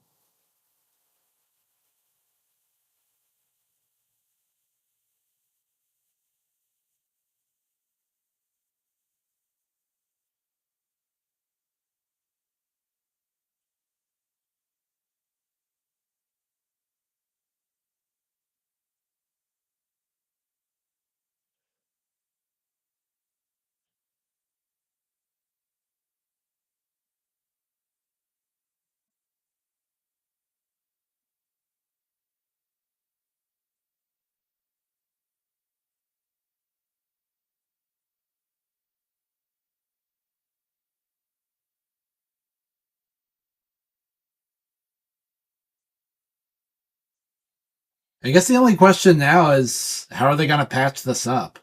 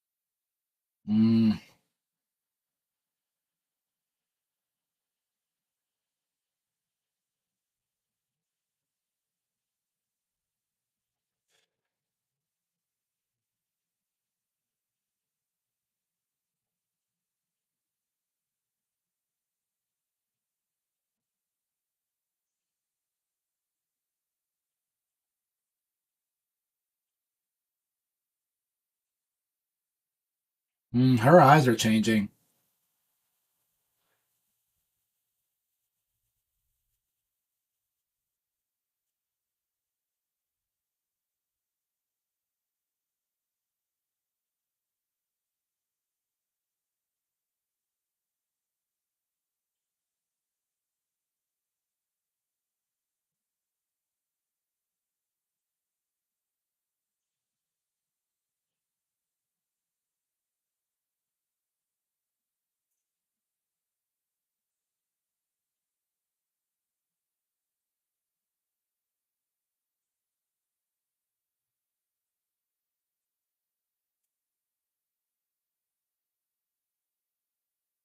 Dang.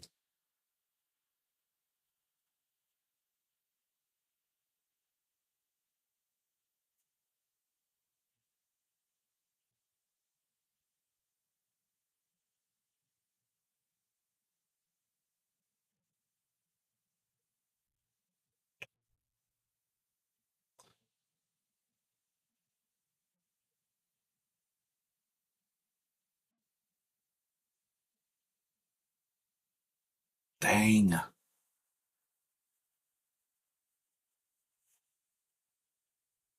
Oh man, everybody's starting to hear him.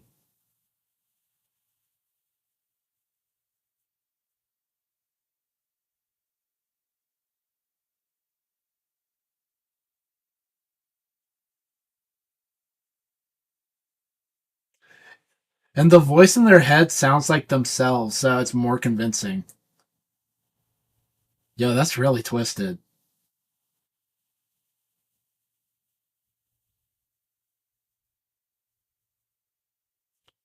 This movie. Sometimes I can see it coming, but it's still really good.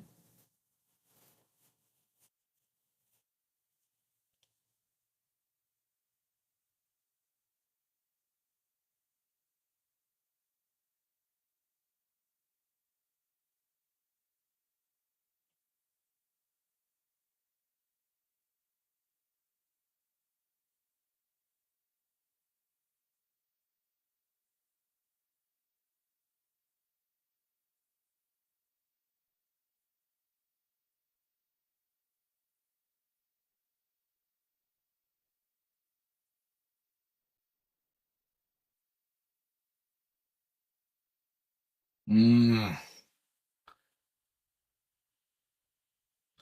This is the conversation that I was kind of talking about that needed to happen.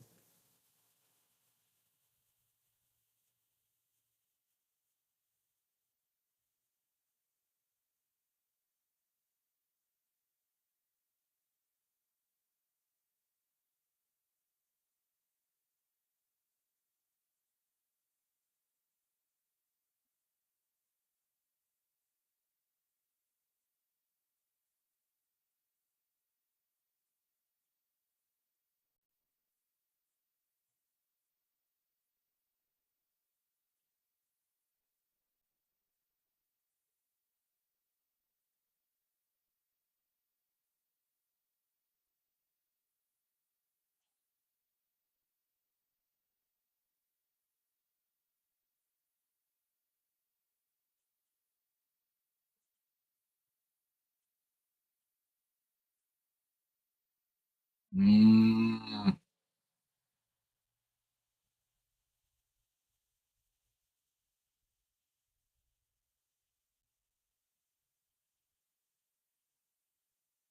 Nah, it's just not possible.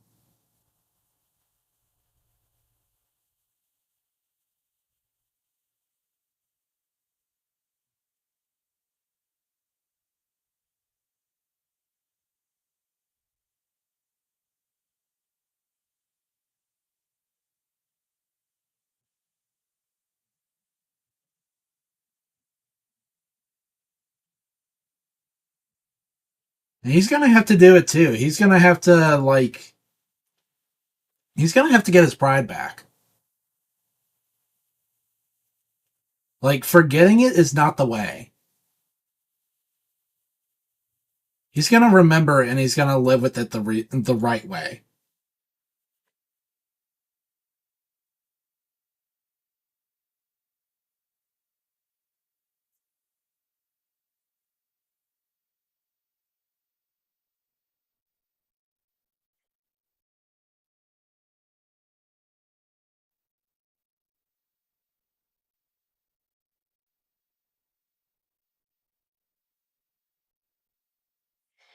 Man, the pink's way more intense now. It's more like red.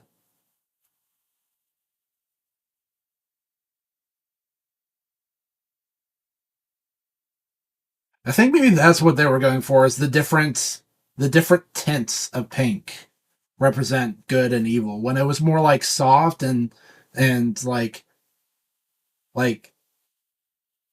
tending towards purple, then it was good. But when it's like super almost red here, then it's evil.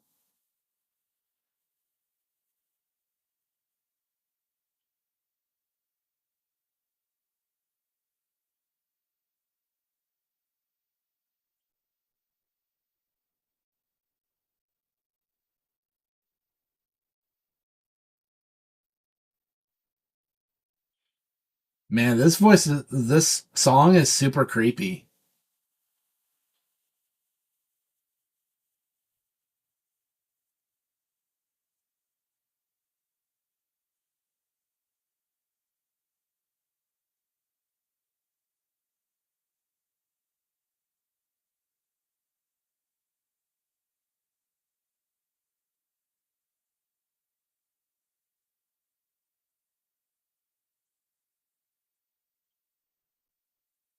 That's the flame in the background. That yeah, it's Guima.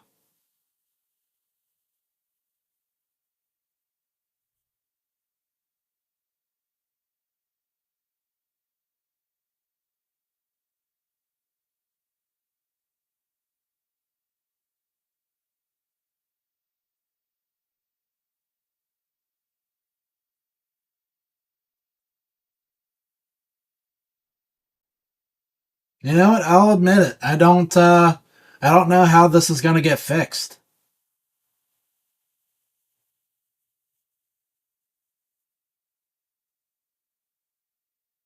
Unless maybe Juno has a change of heart.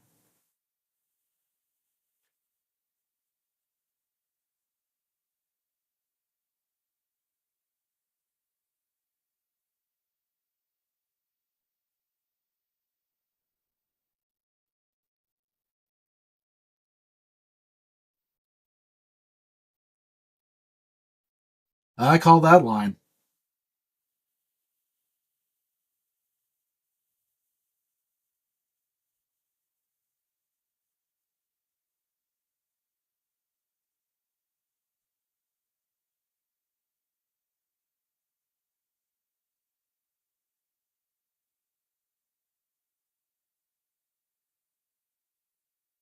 Oh, that looks really cool.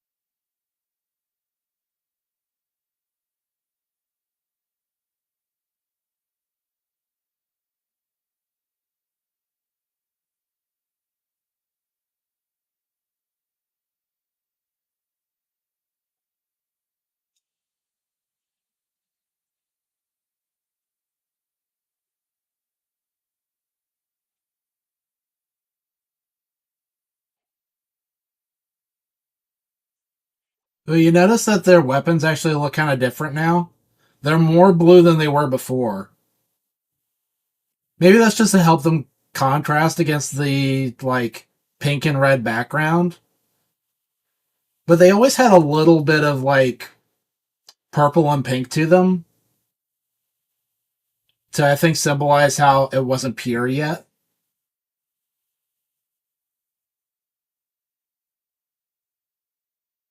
Now their outfits change and now they're all white. It feels like the end. It feels like the end of Kill la Kill, where the Elite Four pull up and they got new outfits.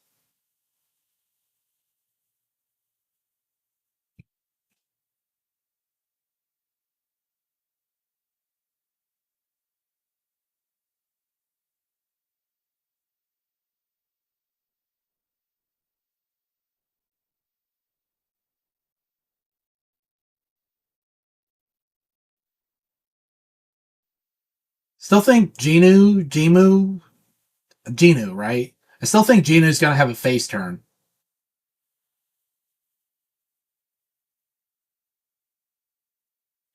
Oh, he looks really cool.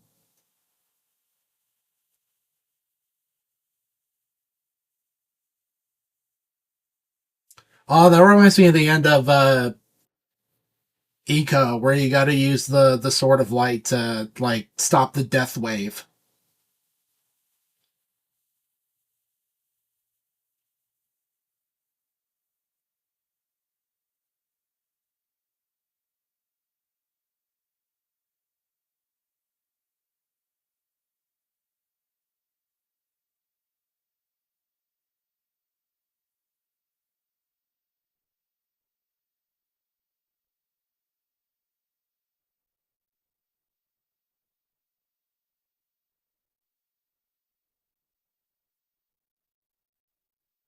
Dang.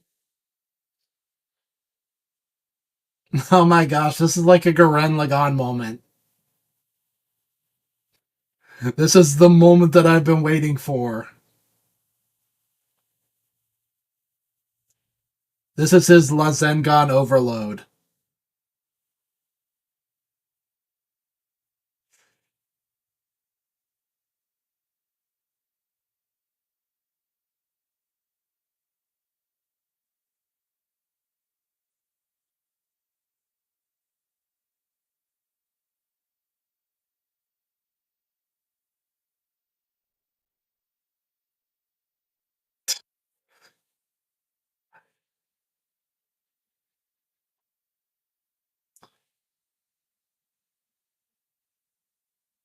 Dang.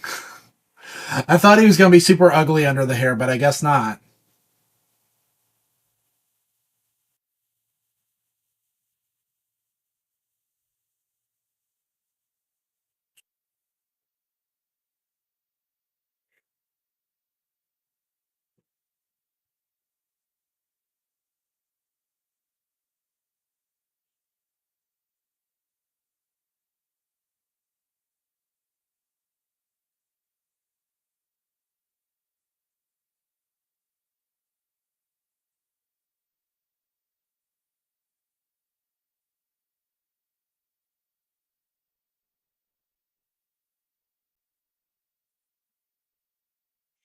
You notice how the hormone is not gold, but it's like rainbow colored?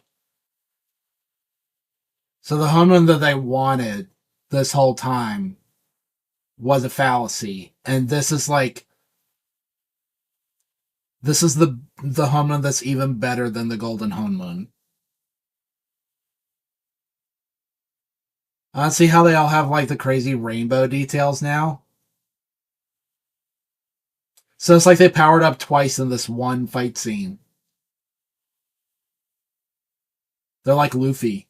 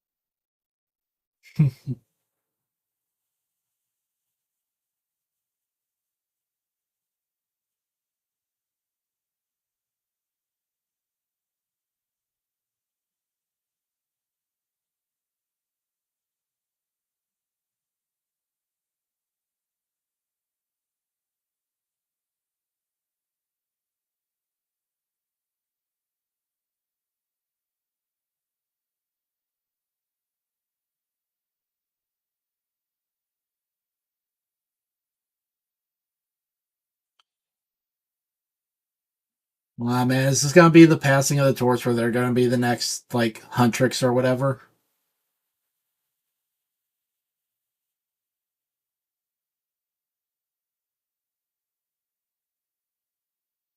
Yeah, the cat doesn't look so creepy anymore. All right. Yo, that was sick. I'm glad to see that this movie lived up to the hype because that was super excellent.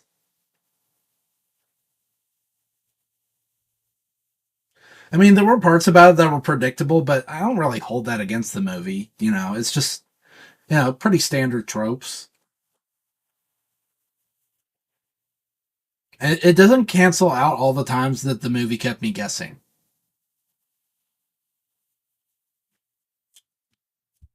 Gina in particular, I had a hard time.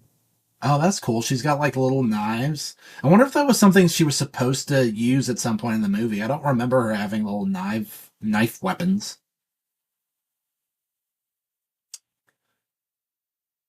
Gina was the one character that kept me guessing. I couldn't tell exactly where his character was going. That was really good. I'm also liking this artwork just in the credits. It really reminds me of like the old high school days where kids would draw this kind of stuff all the time in their notebooks, in their daily planners.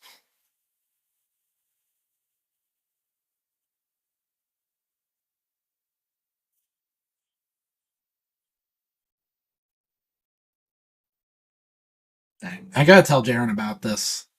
Jaren is the real animation buff, like way more than me. Like, I just love it. He's the actual expert when it comes to animation, where he's actually studied under some influential people. Oh, that's sweet. I don't really need to get a pop filter. I don't know though. This mic is pretty good. Maybe it doesn't need it. That was good. Oh, I liked her little ring that's like a chain. I got something like that, but that's way cooler.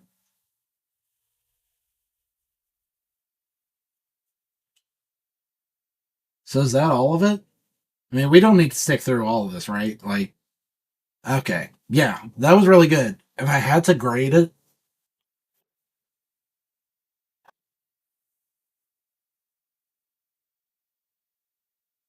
it's tough.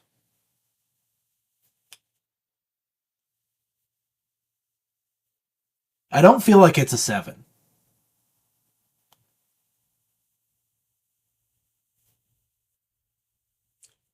I think I give this an 8. Yeah, I'll give this like an 8 out of 10. This was really good.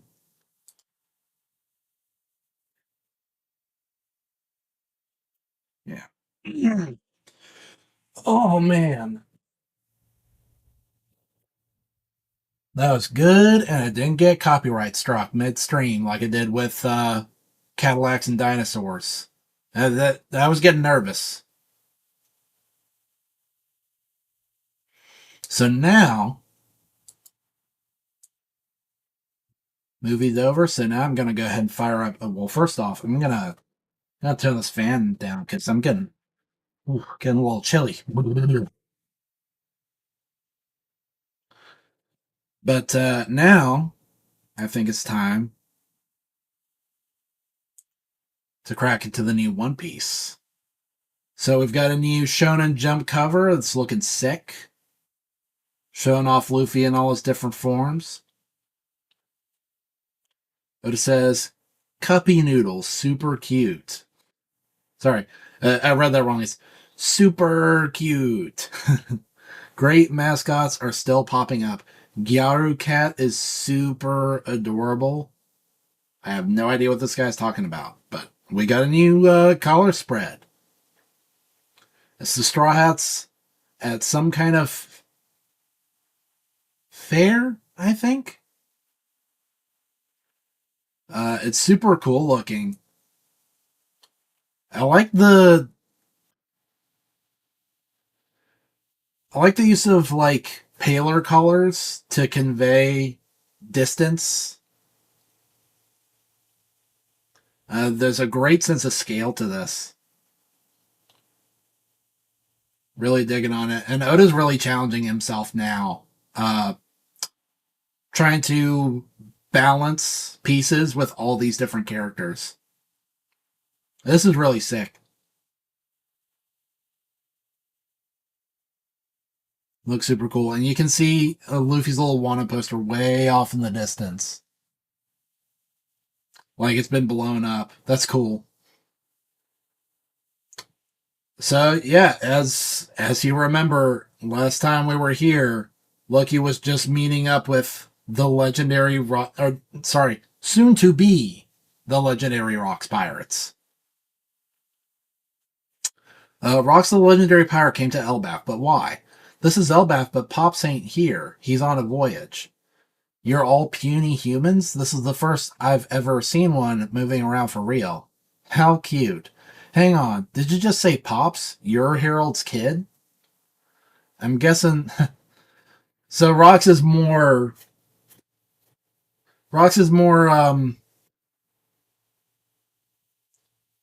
perceptive than say Yvonne, where it took him like a what, like a full 30 seconds to realize that Luffy just said Dragon's his dad. I'm guessing he can still be reached even if he's away, right? What's your name? Loki. Alright, Loki, just do what I tell ya. Head on home and get someone to send urgent word to your pops. Tell him to say, Loki has been seriously hurt. You've got to return to Elbaf at once. Watch your mouth. Do I look like I take orders from a human? You seriously expect my father to drop everything just because I'm hurt? Yeah, right. Besides, someone as weak looking as you has no right to boss me around. Really? You think Rox looks weak? Uh, I think he's about to prove you otherwise.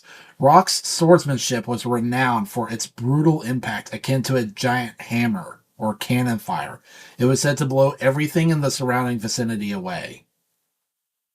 It almost looks like Divine Departure, but with both hands. Yar!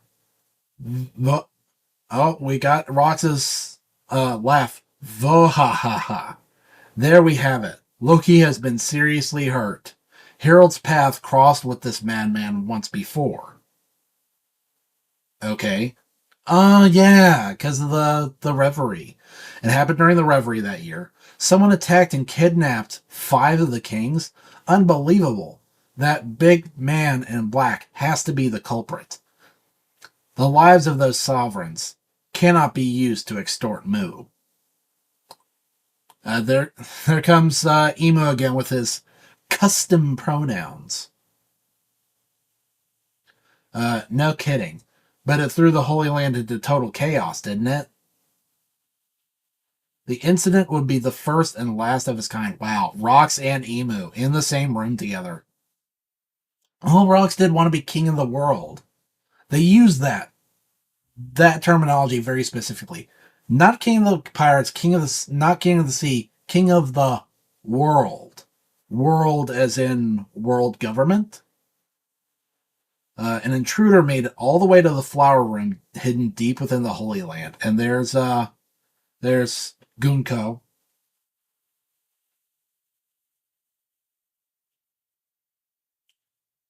The man claimed to be a Davy Jonesian pirate.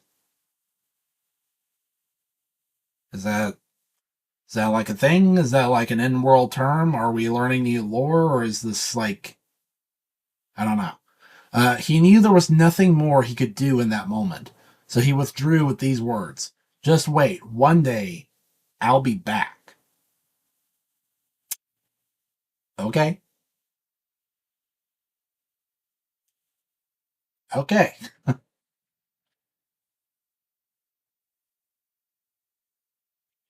interesting. I don't remember the black marks on his face. Huh. Naturally, this incident would never be brought to light. Ironically, on that very day, there was another intruder in the Holy Land.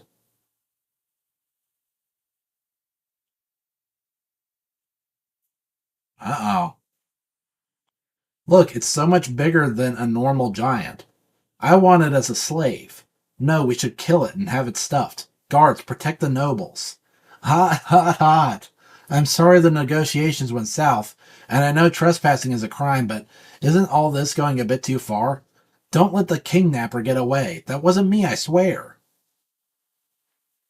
An admiral was murdered. The culprit ran towards the castle. Proceed with caution. Just one thing after the other. Seize that biggin. Big un. That must be the guy who kidnapped the kings. How dare he use me as a scapegoat? I'll show him. A giant in the Holy Land? Don't your kind lurk in the boonies? Oh, dang. Ooh, that is cool. That is a sick panel right there. The clash between the two strangers blew away everyone within a 5 kilometer radius. Yo, rocks be sweating. They are evenly matched. Vohaha, state your name. Barahaha, it's Harold. I'm Rocks. Angle your next strike toward the town. They'll enslave you if you get caught. Huh? Why? Don't ask questions. How do I get to Elbaf? The new world is that way. Vahaha. If you survive this, let's meet again, Harold. Don't be ridiculous, as if I'd ever associate with a criminal like you. What the? Are you seriously just gonna jump off the edge? Rox had taken down a Navy admiral just moments earlier. Dang, so we got Fisher Tiger going up the wall. We got King Harold going all the way down. Ooh, that is a sick bounty poster.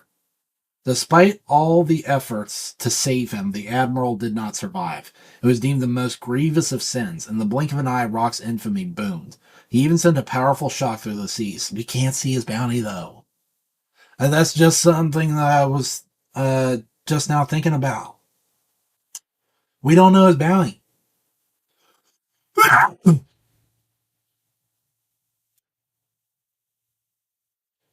Sometime later, a ship carrying a great amount of celestial tribute to Marie-Choisie was attacked. The gates of justice were destroyed. Think about how huge those things are. Absolutely massive. Like, tall as any, like, I would have to go back to that, like, One Piece size comparison, but they're comparable to the Drum Rockies. They are mountainous gates. And you're saying they were destroyed. That is hardcore. The stolen funds were later used to support Rock's pirates' activities. Until that point, Rox had always acted against the world government, but after that, he started to target pirates, too. Excuse me. In the world of pirates, there exists a long-standing tradition.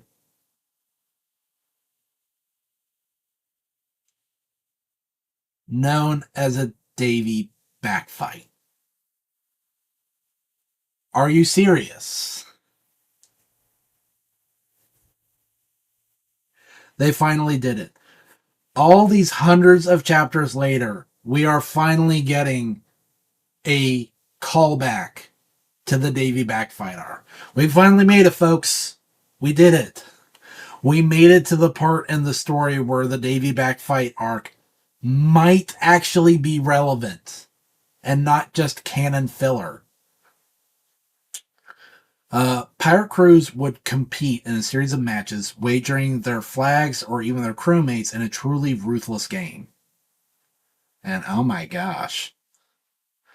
Look at Rox with the boxing gloves on.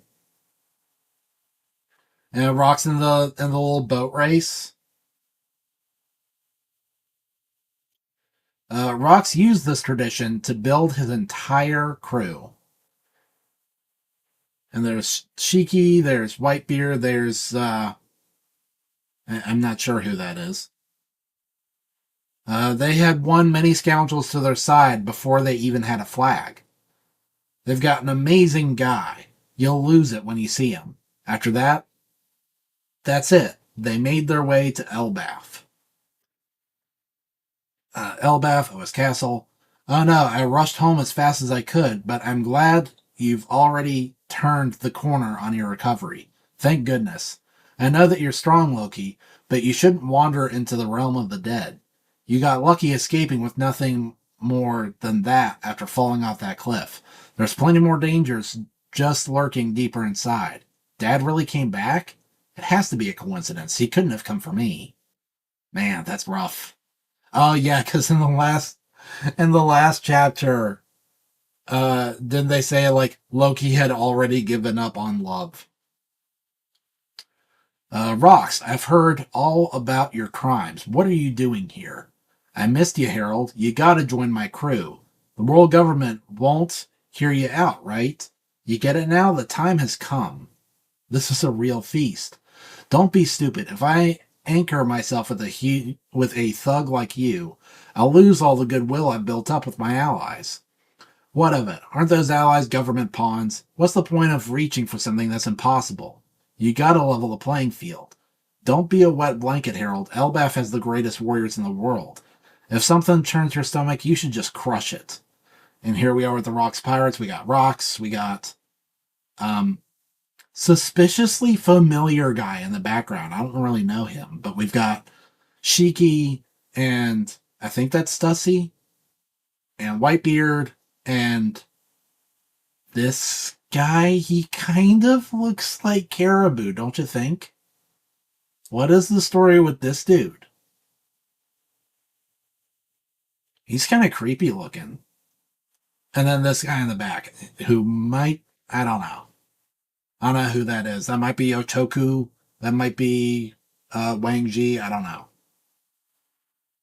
He's the one of the guys who would go on to be like a zombie for for Moria. Very curious about these new guys though. That's the old way. Elbaf has changed. People never change. That same bloodlust is still pulsing through you. Hey, can't you two just enjoy the meal? You guys should know that if you follow a man like him, you'll only be led to ruin. Following that moron? Gee ha ha. Don't make me laugh. We're all completely out for ourselves. None of us would bat an eye if Rox died. Well, that's not to say his plans don't have a certain appeal. They could prove very lucrative. Have you heard of Hachinosu, the place they call the Isle of Exiles, or even Pirate Island? Countries all around the world send their worst inmates there as a form of penal exile. Okay. So getting a little more backstory on Hachinosu. I was not expecting that. Oh, here we go. Don Marlon, gangster from the West Blue. Okay. Miss Buckin, the Tech Bandit. Shiki the Wicked, future Golden Lion. Here we go. Here we go. Ochoku, this is the guy. Wasn't this guy the one who was in control of Pirate Island when Blackbeard showed up, and then he took it back? He really looks like Caribou, future Commodore of Pirate Island. So whoever controls Pirate Island is called Commodore.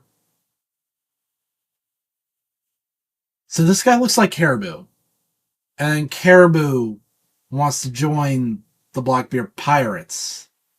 That's interesting. That's very interesting. I wonder if Ochoku was aware of the connection between Blackbeard and Rocks, or if Caribou was aware of the connection. Interesting stuff. Very interesting. Believe it or not, the island. Oh, no, wait. I'm getting ahead of myself. It was meant to be a barren island with no food where all you could do was wait for death. But last year, the survivors started banding together. And why do you think that happened? Believe it or not, the island had a massive gold deposit. A shadowy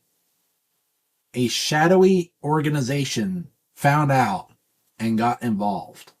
They helped the criminals amass a fortune. That really pissed off the government. A shadowy organization. Man, what's this about now? Like, before we heard about the era of Gold Roger and Garp and Sengoku and all that. And then we heard about the time before that when it was the time of the Rocks Pirates. Now are we starting to dip a little bit into the time before Rocks? A shadowy organization. Who could that possibly be? Okay, this is Gonzui, the smuggler. We've seen this character in zombie form, and we've seen him cameo in the God Valley incident, but we've never actually gotten his name. This is his first proper introduction.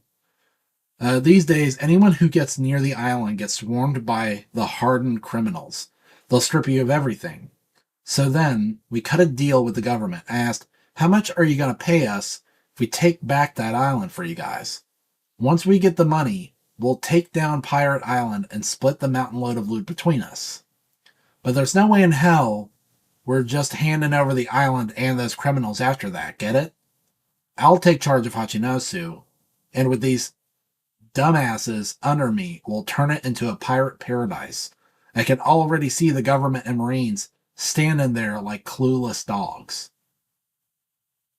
Huh.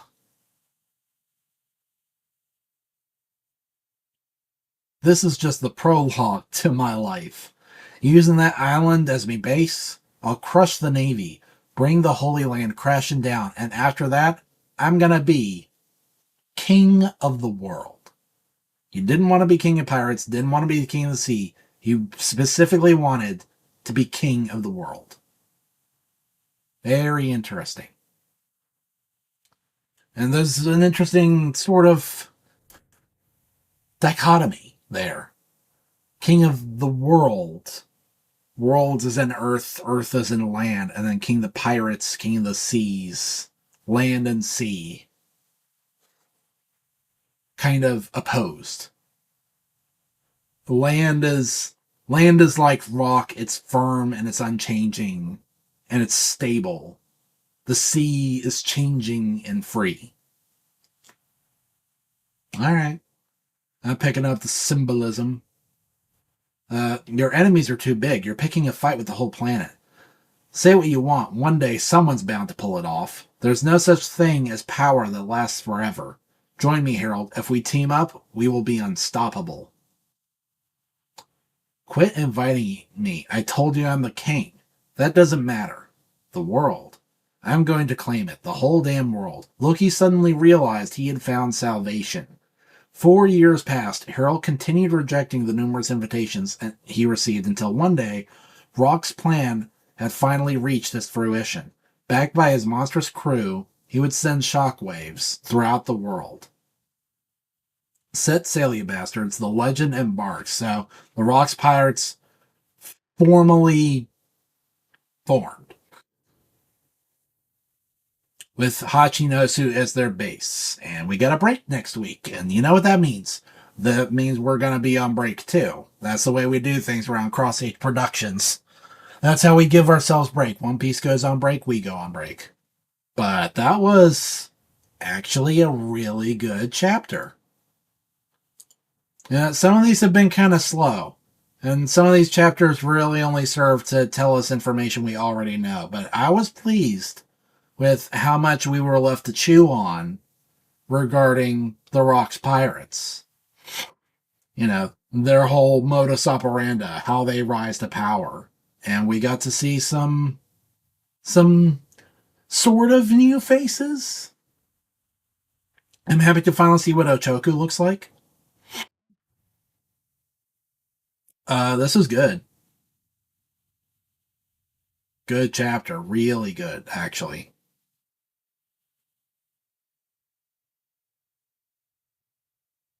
I was pleased with it. But I think that's going to do it for the stream. So, let me check this out real quick. Okay, break next week. So, I would expect us to bounce back. August 3rd. August 3rd at the usual time. That's going to be, 1 p.m. Eastern Standard on a Sunday, August 3rd. Plan for us to come back then. In the meantime, I'm going to be working on some projects, as I always do. Hold on. Hold on a second. Mm, mm. Could you hear that? You probably can't. My new mic has like a thing where it automatically like filters out certain sounds. But yeah, I've got some projects to work on. Um, as you've already seen, I've been working on my little retro gaming station over here. Just before stream, actually, I was getting everything kind of plugged in. I've got a new TV over there, and I got to get the remote program for it because uh, the old one, the ports didn't work. The only port that worked was compatible with like a very specific cable that was only specifically compatible with the PS like 1, 2, and 3. So stuff like the GameCube and the Dreamcast, that wasn't going to fly. But now I've got everything hooked up. Everything has power except for the PS2. I actually need to get a different power strip because we're one plug short. And I don't like the idea of having, like, I could swap out power cables, but I don't like the idea of having to do that every time I want to change uh, systems. So I got to work on that. And the cabling is a mess. That also needs work. And at some point, this is going to turn into me trying to, like, get all of this hooked up to, like, the computer so that I can stream old school games. That's the end game there. But then also, I really need to contact Steam support and find out why my Steam games aren't booting because that has been a long standing problem, and I just haven't had the time or the energy to deal with that. It's too much stress when other things have been going on, other projects that I got to work on. I still got to do lots more editing. I still gotta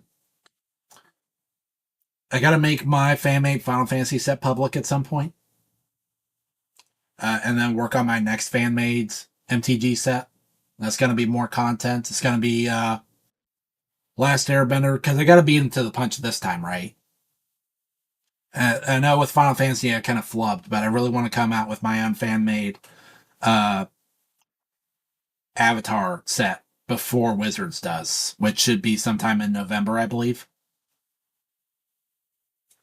Uh,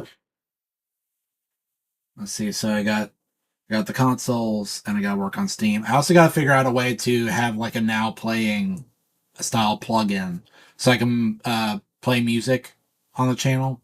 Like I've got my own original mixes, like lo-fi mixes of some of my favorite tracks. So that'll breathe some extra life. I've also picked up on some tricks with OBS that I think will make for a more stimulating presentation for the channel. I want to play with that. Oh, I got a new decoration. So there's a shop, like a local shop, that specializes in like alien stuff. They kind of popped up when the whole like real life alien mummies like craze was going on, and so they sell a lot of alien themed little knickknacks. So check this out. I picked up these little sparkly alien dudes, and then I crammed them all into this like glass tube, and then it's got a little light up base that it sits on, so it lights up all cool. It actually looks cooler on camera than it does in real life.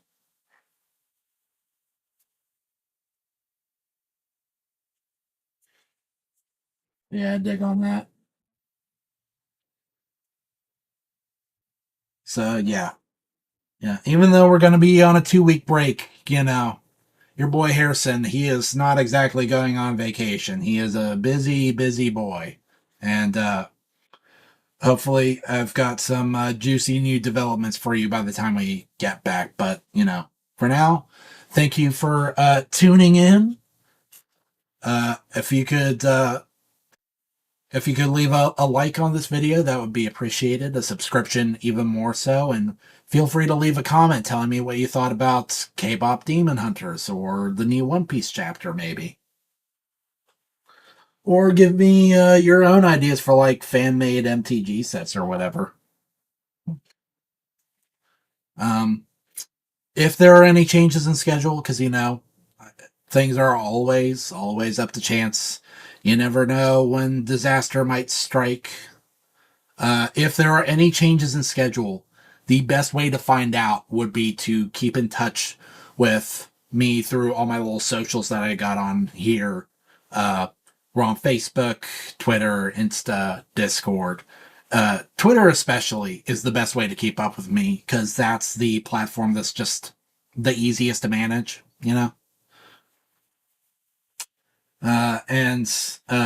Before I go, I want to say thanks for all your support because every like and comment and subscription and view, they all help us push on to bigger and better things. Because I'm always, I'm always trying to grow the channel. I don't always do a good job at it. I've got a lot on my plate. Big boy got a full plate. But I do try. So, look forward to that. For now, y'all have a good day, and I'll see you later.